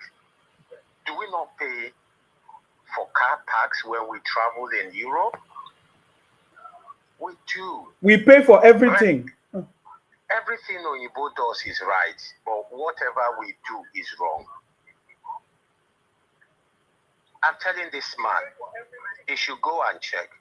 Last year in Lagos, the car park I can't remember what their name is now, remitted over 1 billion into Lagos State's purse.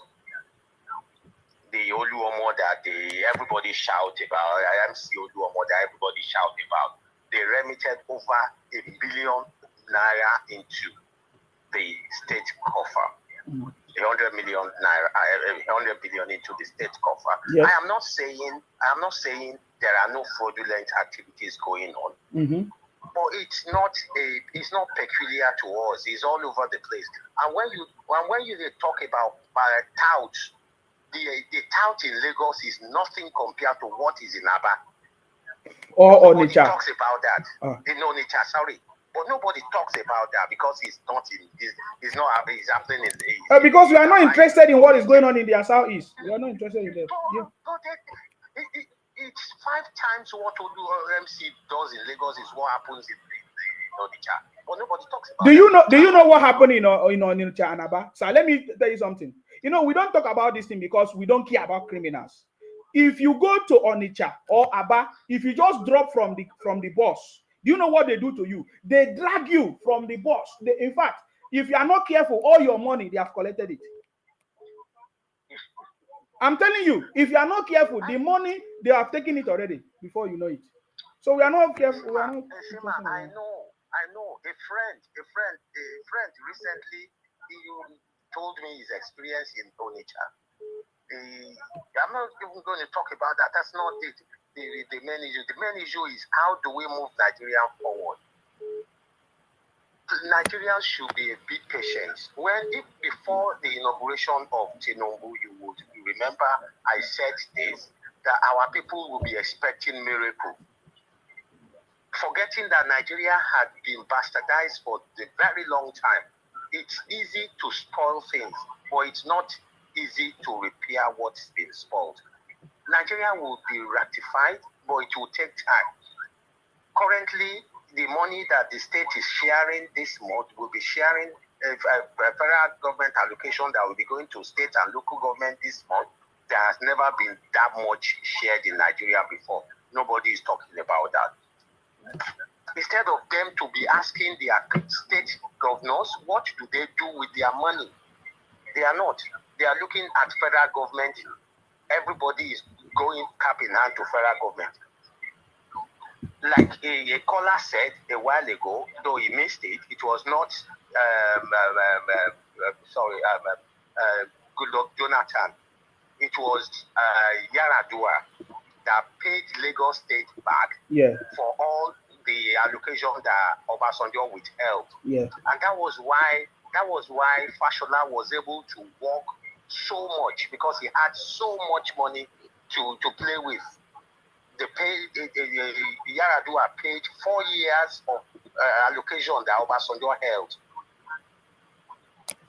The same thing is happening in every part of Nigeria. People are not asking questions. You keep saying Soludo is a professor, is the governor of Anambra State. In the years that Soludo has been managing Anambra, what change has he done?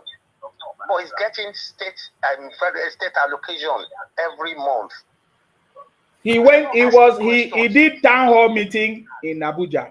The same town hall meeting that is different from Baba Blue. He went and held town hall meeting in Abuja.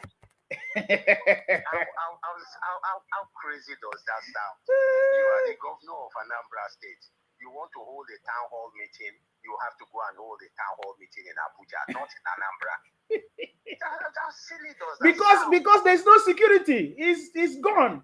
They don't know that. The state is gone. They are afraid. They are running away from their own place. Soon they will come to Akwa Ibom to hold meeting. We need the money anyway.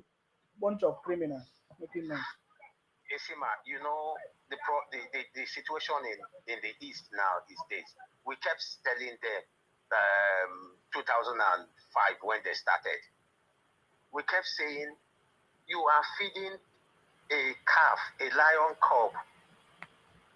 IBO was a lion cub. They were feeding the lion cub. Now today the lion cub has grown up to become a lion and is now eating them up. That's what is happening there. Let's talk about Nigeria. Right.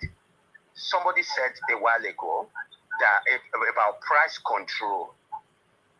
In a liberalized economy, we do not have price control. What we have is called price regulation. Yeah, that's what we mean then. Yeah. In this country, government all over the world. There's regulation on everything, right? Yes, that's what we mean. Yes. Yeah. In a liberalized economy, government has no business in business. The business of government is to provide the enabling environment, provide the regulatory bodies, then let business flourish. It's a liberalized economy. I can decide to sell my petrol. Today, I went out, I fueled my car, I drove past Sainsbury's. Sainsbury's is selling fuel for £1.43. Yes. I went further down. I went into Tesco. Tesco is selling petrol for £1.32. I drove into Tesco to buy my petrol. They are all regulated. Nobody is going to sell that petrol a liter for £2 because they are all regulated. But they sell according to their price. How they get it, where they get it from, how they do it, they pay their VAT, but they will not go above the range. That is what we are talking about. Yes. That's what people are talking about. Yes. But now we need to let our people in Nigeria know something. What they need to know is that our petrol before now. Oh, thank you for sharing the world price list. Yes. It's lovely. I wish our people will begin to look at it, see where we are. And that has only just gone up. We used to be the 5th in the whole world before the reduction, the removal of the subsidy. Yes. Removal of subsidy. We used to be 5th in the whole world, the cheapest petrol in the whole world. And what that meant then was that when I drive into a filling station where I am paying £200, 200 naira for a liter, that means for that liter that I pay 200 naira for, government is paying 400 naira for that 1 liter of mine, and I'm only paying 200 naira. So government has given me 400 naira on that liter. That is what government has taken away, and they want to use it to develop the country. It is my car. If I drive into a filling station I should be able to fill my car for 1 liter at 600 naira. If that is the price of that a liter, government should not be paying me to drive. Those who don't drive, they are not getting their payment. Why am I? What makes me special? But if that money is used to develop, to improve schools, every citizen of the state will go to school. If that money is used to do good road, if that money is used to make our hospital much better, not the mortuary that hospitals are, everybody will enjoy that. So it is not the privilege of those who have cars or who have generators at home that should be enjoying the privilege of government subsidy.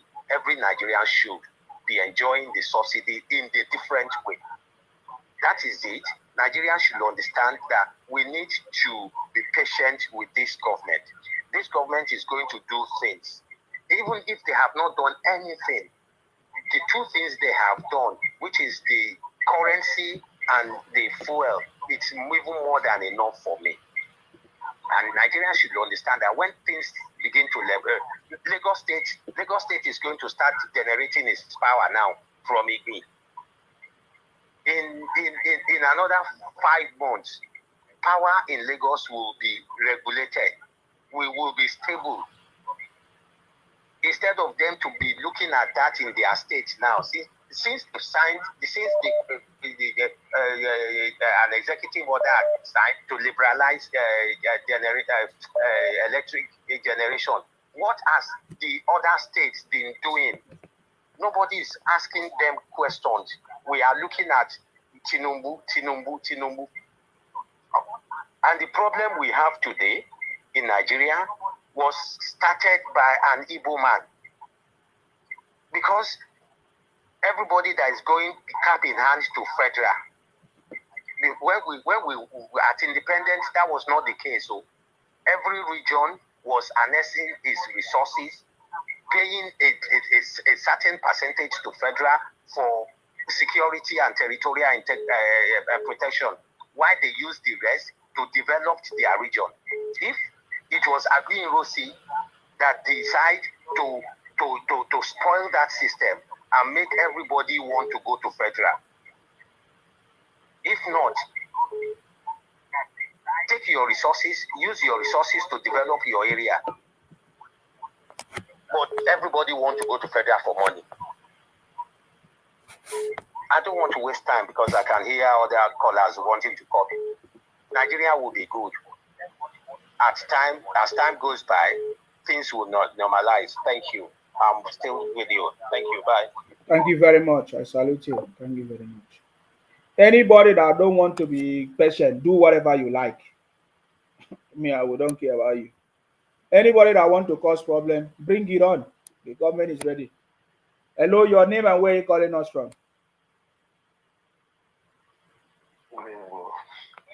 Yes, please go ahead. Your name and where you calling us from? My name is Adams from Abuja. Go ahead. What's your contribution? My contribution is that you should not mind them. All of them are all criminals. Have you ever listened to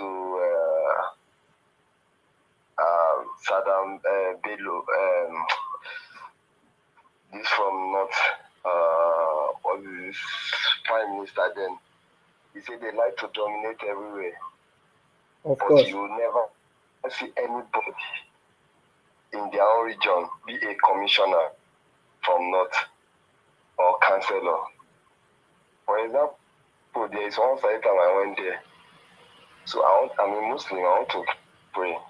They are now looking at me that I'm a Boko Haram. Can you imagine? So don't mind them, they are all criminals. Thank you very much, sir. Thank you very much. They are a bunch of criminals. Bunch of criminals, we know. They are a bunch of criminals. Full of criminals. All right. Thank you very much. Being washed.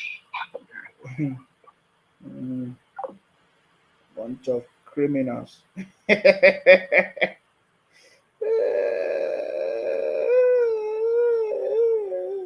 Anybody that don't want to be patient for the government to bring development and do the right thing, do whatever you like. If we catch you, we'll treat you as criminal.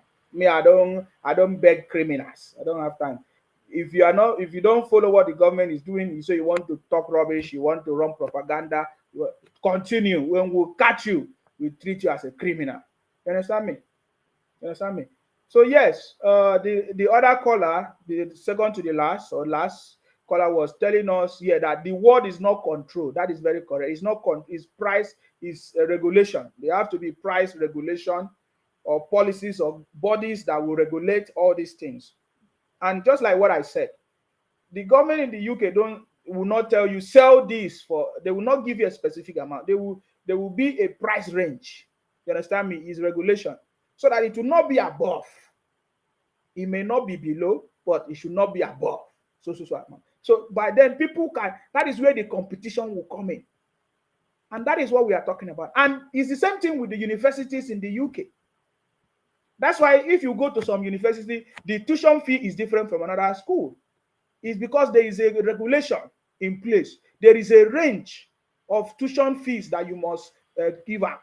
Are you getting me now? So that is what we want the government to do. So for me, I'm going to be talking about this, price regulation, transparency. We need a transparent system, a database that will track all the activities of the state governors. Because from the history, since the governors have been failing, most of the governors, especially the governors from the southeast, have been failing to use the money that they are giving to them to develop the state. And they have refused to educate their own people from the southeast to know that it is the state government that's supposed to develop their space. So this is what we need. And the orientation ministry, that time they used to call it National Orientation Program. It was a body that's supposed to be educating people, every day, so that people would know the right information, than to be listening. So many people depend on the fake propaganda messages and what they call it, fake news and propaganda of IPOP on social media. If you notice, some people call in and tell me, "Oh, I heard that Obi has won. Obi has been declared winner, 25%." Where did they get it from? It's from social media. The government do not have a special what they call it, information center that make sure that the duty of the government is to keep the people informed, the right thing, so that when somebody say on social media rubbish, we will say no, that is not what the government said. Look at what the government said, not what Abate is analyzing on his media or rubbish, or not what some bunch of criminals are analyzing. No, we need to have a place where we can get the authentic message. This is very important. Information rule the world. Information. So this is very important. So these are the things that must be put in place for all these things to stop. The criminals will just fade away, because whenever they bring their lies, you say, no, this is what the government have said.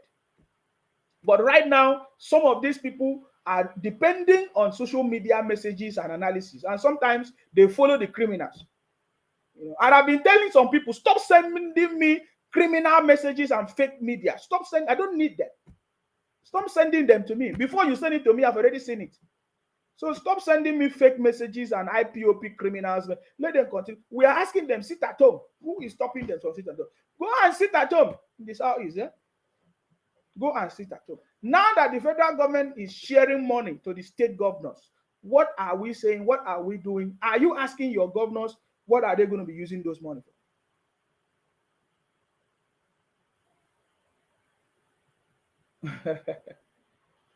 All right, guys, this is a wonderful conversation. The price regulation is based on the exchange rate. The present unified dollar rate policy is good, but it's hitting back on fuel. That's the issue. But I believe that the government is looking into it. Tinubu will do well. Let's be patient.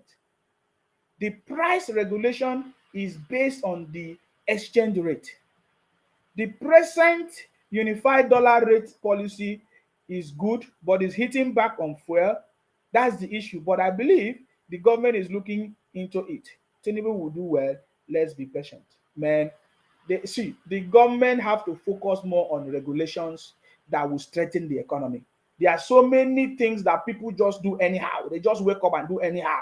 There's no regulation. They are not afraid that they will be punished. They are not afraid that if they are caught, they will be punished, or their business, the license will be withdrawn. All these things are not happening. Even if they are there, but there's no enforcement, there's no implementation. You understand me? I don't see how exchange rate is rate or dollar policy is affecting anything. No, we are not producing in the country. We need to produce. No matter if you have a temporary fix, if you don't produce, if you don't add value to the economy, there's nothing. Production means adding value to the economy. If you don't have anything to offer, the city boy have already said it. What do we have? What do we produce in Nigeria that we export? Let me go back there. That is the fundamental problem. The city boy have already said it. So that is why we know that the city boy knows the solution to the problem of the country. We can't tell the city boy what to do, but we can share our opinion and ideas based on the skills and experiences we have all over the world. Are you getting me now? Listen to the city boy. Tell me, what are we producing and selling to other countries? Do you hear that? Tell me, what are we producing and selling to other countries? That is the problem. How can you be eating food? You are not producing. You keep buying. You are not doing anything. You are not adding value. This is the city boy said, tell me, what are we producing? Listen, no. Tell me, what are we producing and selling to other countries? That is the problem. The city boy is a master. He said, tell me, what are we producing? My brother, so we are beginning to promote made in Nigeria products. He said, we are already, the project is going to be launched. Let us find out what are the made in Nigeria products. Where are these products available? Where are they available? We know that there are products like, for example, all these Aba made. They say Aba made. What is the government of Aba supposed to do to promote the product produced in Aba? Are they truly fake products? Is Aba made better than China made? You understand me? Somebody say, Nsima, but we are currently importing fuel at the moment, and they are importing it with dollar. Okay. Mind you, well, I don't want to go deep into that conversation. They are importing fuel, yes, and they are importing it with dollar. Okay. So how is that? It's the same thing I'm telling you now. What made Nigerian money to be less? Is it because of the importation? What led to the importation? Because we are not producing in the country. We are not producing in the country. If we are refining our oil in Nigeria, are we going to be importing anything? Which other country import fuel? They buy. They don't move the crude oil from their country to another one, and then after they refine it, they buy it again. No, like Dubai, what do you call it? UAE, another. They do buying and selling. They buy, not taking their crude oil and whatever and go and buy it again. There's a lot of things that is a big problem. So I believe that the city boy is already looking into this thing and understand what kind of agreement that was signed that make us to take our crude oil to somewhere, refine it. After we refine it, we still buy it.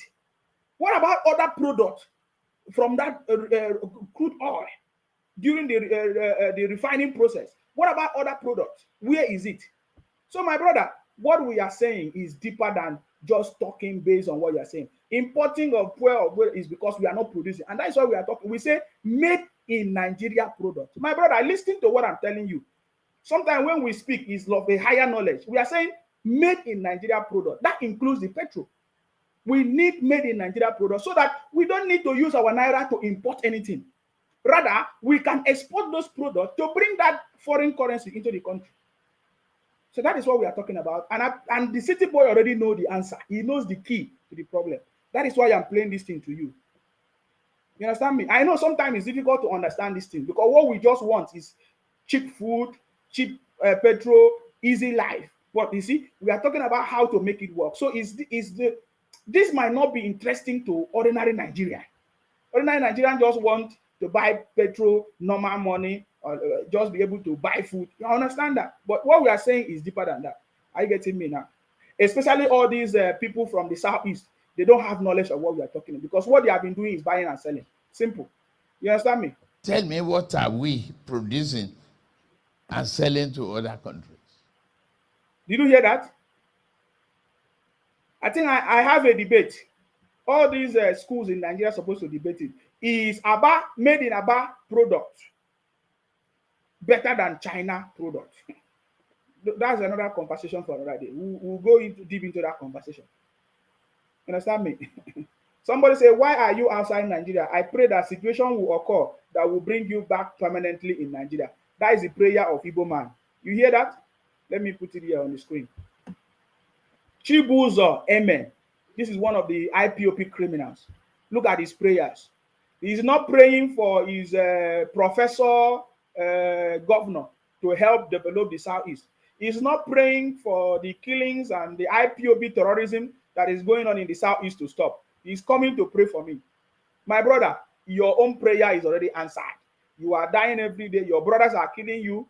They are even collecting money. You are even donating money for them. They are killing you. Your name is Chibuzo. Fake names.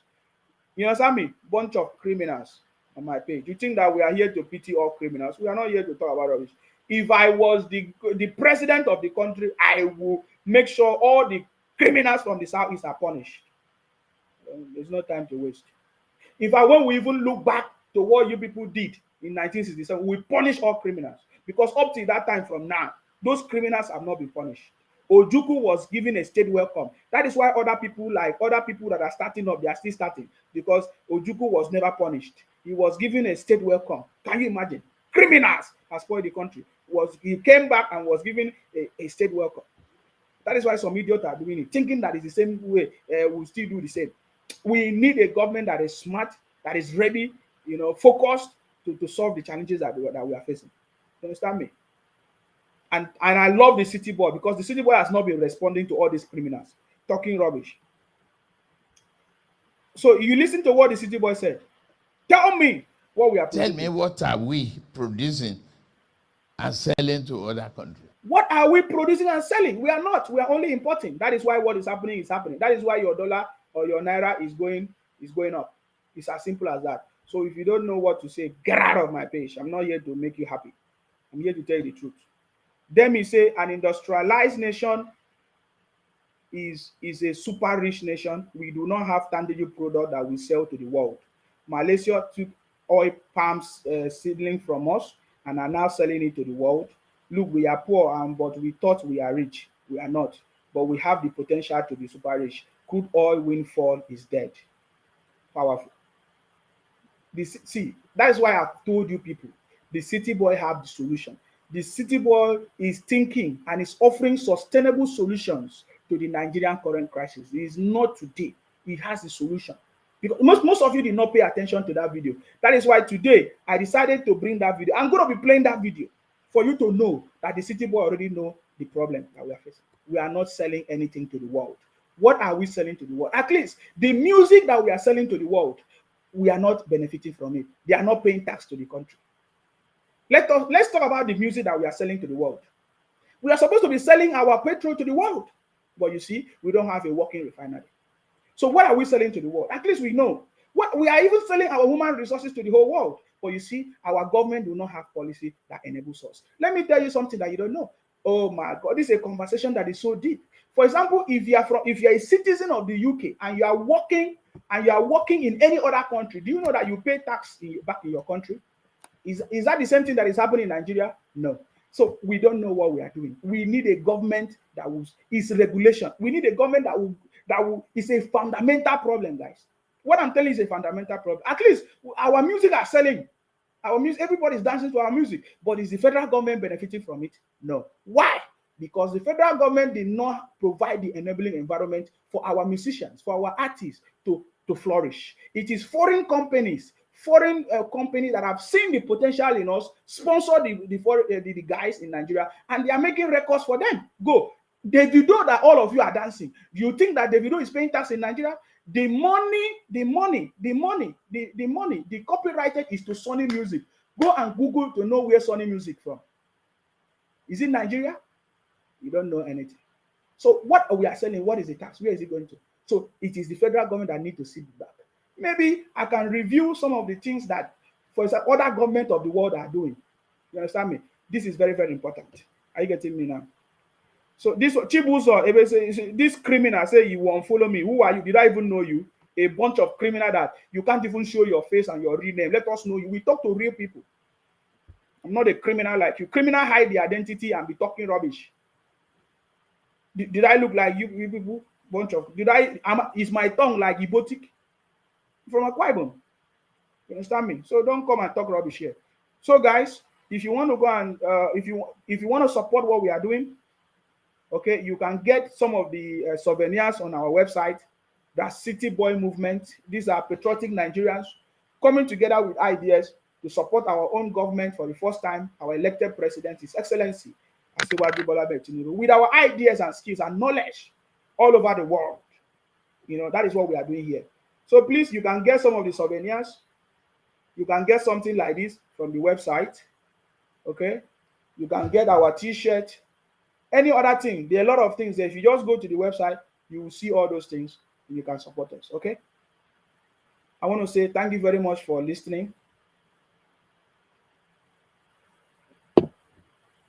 We are bringing lots of programs. We talked about training programs. For example, writing is a writing program. So get ready. I went on holiday, so I just came back. I've not been able to launch that program. So we are going to be doing some of the training program. Go and get a skill. That is what we need. If I ask you a question, if you're a graduate of Nigeria, what can you offer? There's nothing. Do you have a skill? You don't have a skill. All you do is they say, go and you get certificate as a graduate, and then you are looking for jobs everywhere because you don't have a skill. So we want that program. In fact, we are already coming up with a lot of plans, which we are going to share with the federal government. So we are going to be running some training programs as well. You know, we need people. We need people that have skills. Skills. You see, there is something I could have shared to the federal government, but I think this video is too long. We will come back again. When we come back, we will talk about it. Something that is very important. You see, we need to be successful. We need, Nigeria is back, and we need to support our government. You know, somebody said, please let President Tinubu dismantle NNPC first and probe their past activities. Somebody said they will still use you and dump you, fool. It's just like they used your leader. Did they not use your leader? How many leaders have they used? Ojukwu used you, dump you. What do you call it? What's his? What's the other man's name? He came and used you and dumped you. They will continue using you and dump. And you are, look at you. What you are talking rubbish. What you are saying is what is happening to you. What you are saying is what is happening to you. They have used you and dumped you. How many times did somebody come and tell you, oh, they are bringing Biafra for you, they are doing this for you, and they are killing you every day? Bunch of criminals. You think that you can come here and talk rubbish? Ojukwu was a criminal, still criminal. Criminals are still rising up, and they have used you people and dumped you people. Their family is enjoying wealth, and all of you are criminals talking rubbish on my page. Bunch of criminals, huh? Okay, let me even play a video. You are saying they are using you. Let us find out who the people that they are using. I have a video of your brother that was crying that they are using you people. Where is that video? Let me bring that video. You see, sometimes I don't like deep into this conversation because it does not make sense. I don't care about all these things. Anybody that wants to be used should be used. Go and ask the people that are talking about who use who. The day you wake up and know who you are dealing with, that day you will know that Nsima is not somebody that anybody can use, man. You understand me? Your brother was telling you people how they are using you people, yeah? I read a comment here. Somebody said Thunder could soon locate. You don't already locate all of you now. You know, he's already located all of you. Bunch of criminals everywhere. Criminals from the southeast. Terrorizing the whole community.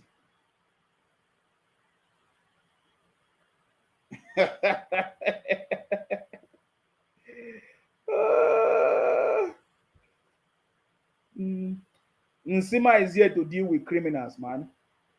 We have already been identified as criminals. Ojukwu, a criminal. I've already said it. Even when I was still supporting you guys, I did say that he was a criminal. He ran away. After he ran away, he came back, collected state honor. Can't you see how foolish you are?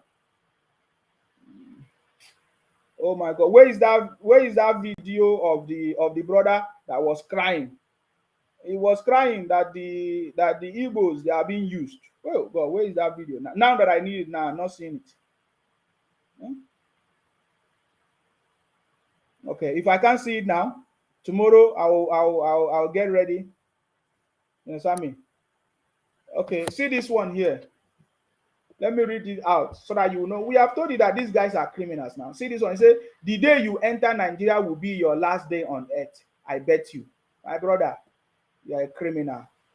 Stop making noise. We don't make noise. We don't make noise, man. We don't make noise.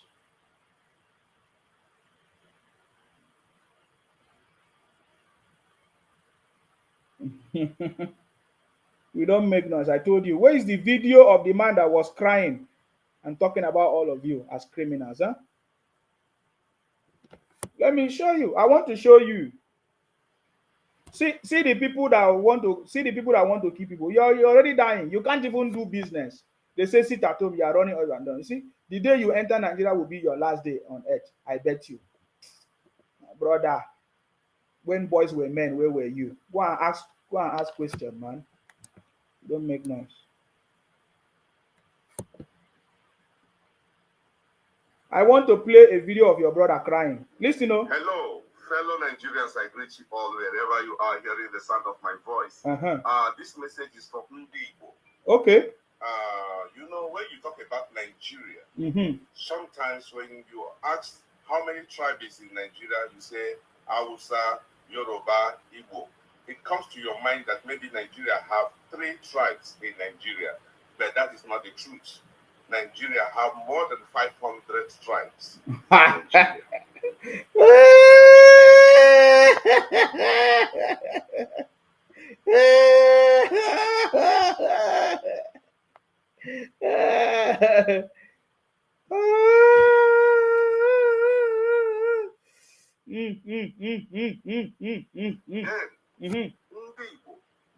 We should ask ourselves questions. Okay. Why everything that happens in Nigeria, why do we take it personal? Oh. Why are we serious over things that happens in Nigeria? People who tell us truth. We don't give people a chance to tell us the truth. We insult everybody. Today, the fathers of the land in Southeast, they are afraid to talk because they don't want to be insulted by their younger ones. Okay. Did you hear that? My brother, I'm not here to play that now because it's too late for me. I've done this program more than time. When the time comes, we'll talk about it. I'm not advising criminals. You understand me? I'm not advising criminals. Me, I don't have time to advise criminals, okay? Let me see who is calling. Hello, your name and where you calling us from? Hello. Yes, your name and where you calling us from? Good evening. I salute you. Tell us your name and where you calling us from. I'm Chibike. I'm calling you from Anambra State. Oh, Chibike from Anambra. Please go ahead. What's your contribution? I just want to advise you, please stop deceiving people on Facebook. Okay, I'm deceiving people on Facebook. What about your professor, your governor, Professor Soludo? As Professor Soludo tell you people what he used the money to do in your state? This program you are doing all the time, you are deceiving people. You are taking people backwards. I'm deceiving people. When are you people sitting at home? When are you people sitting at home? When are you people sitting at home now? When are you people sitting at home? Is what I'm asking you. Honestly, I'm not happy with you. You are a criminal. Listen to me. You are a criminal. I don't need you to be happy. I don't have anybody friend with criminals. You are a criminal. You understand? You are a criminal. You say I'm deceiving people. Which people I'm deceiving? Which people I'm deceiving? You that have been deceiving your brothers for over 10 years, telling them that Biafra is coming. Ojuku, a criminal, came deceive you people. What is the other man's name? Chubike? No, it's not Chubike. What's the other man? I forgot. Rav Wasurike came, deceived them. 10 years. Another 10 years. Another one came. Namdi Kanu. Another one came. IPOP. Oh, he's talking about who is deceiving who. Bunch of criminals. Your professor as a governor in Anambra deceiving you. You are calling my program to say I'm deceiving people. Deceiving people about what? About what the president is doing? You must be a bunch of criminals. I thought you said you are not from Nigeria. You are from Israel. So why is Nigeria issue concerning you? Your brother just said it now. Your brother just said it now, that you people take things personal and you don't want the truth. You are so emotional. Obi came, deceived you people in Anambra State, and you are talking about who is deceiving. Who is deceiving who? You are calling my program to talk rubbish. You think that this is a program will listen to criminals like you?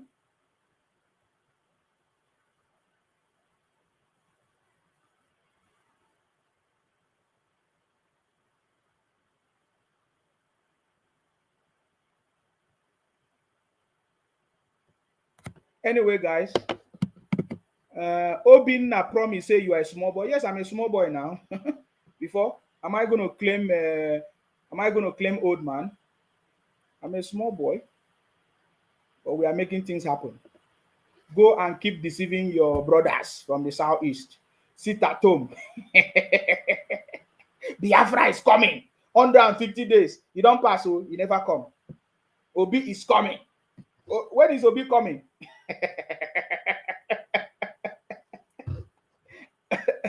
Let me hear whether is another criminal from the southeast calling. Hello? Your name? Yes? Tell us your name and where you're calling from. What is your name and where are you calling us from? Are you another criminal from the southeast? Is this a criminal from the southeast? I'm asking. No. Tell us your name and where you're calling us from then. My name is We can't hear you. What is your contribution? What you say will let us know who you are. Tell us. Yes. I'm the one saying you that nonsense what you're talking rubbish here in our program. Oh, is it the what's his name again? Let me check his name. Yeah. Okay, I saw it. Yes. Don't mind them about Chibuzo, Eme, and others. They will just die. Oh yeah. Okay. I was thinking that it's one of the criminals from the southeast. You know, when they say they are not, from what they say, you will know. It is anybody that do not know. For us, we know them. You understand me? We know them. We know them. They are a bunch of criminals. Obi is coming, you know, remember, guys? They say Obi is coming, Biafra is coming, all the comings are comings. So who is the one deceiving people? Nonsense. Bunch of criminals from the southeast. Obi is coming, Biafra is coming. What next is coming? The next thing, boom, they will do fundraising. They deceive themselves every day. Go and make sure you sit at home. We are waiting for you to sit at home. Make sure you sit at, and make sure you bring the sit at home in Lagos. You say you want to bring sit at home in Lagos. Obi is coming. Don't forget, guys. Anyways, of course, you know my name. Thank you very much. I don't want to take too much of time. I've done more than expected. My name is Akparawa Nsima, the first son of Idu. Our job is to make sure that we continue to fight in order to protect and to defend our land, especially from all these bunch of criminals from the southeast. You know, changing our names. Imagine somebody calling my program to change my name to something else. You see that? They don't know anything. Don't know anything. Bunch of criminals. We pray for our president, His Excellency Asiwaju Bola Ahmed Tinubu, to continue to be strong and take the right decisions to deliver Nigeria from this crisis, you know, that has been there for over how many 50-something years, when the Igbos from 1967 through their wicked brothers, Ojukwu, Aguironsi, and everything, destroyed everything that was working. May God continue to protect our president to solve this problem that has been keeping us in this perpetual poverty and confusion. We pray for our city boy to work with the right people, to choose the right people that will work with him. Any saboteur among him will be destroyed. You understand me? That is our prayer for the city boy, for him to have good health and strong to continue to take decisions, for his to have a strong mind and be smart to take decisions that would deliver this country from the criminalities of IPOP Biafra people from the southeast. That is our prayers today. And I pray for you to be strong, to be healthy as well, to be alive, to see the new Nigeria, renewed hope, because we know as it stands now that Nigeria is back. And no criminal from the southeast can stop it. It doesn't matter their propaganda. That is our message today. Stay blessed until I come your way next time, guys.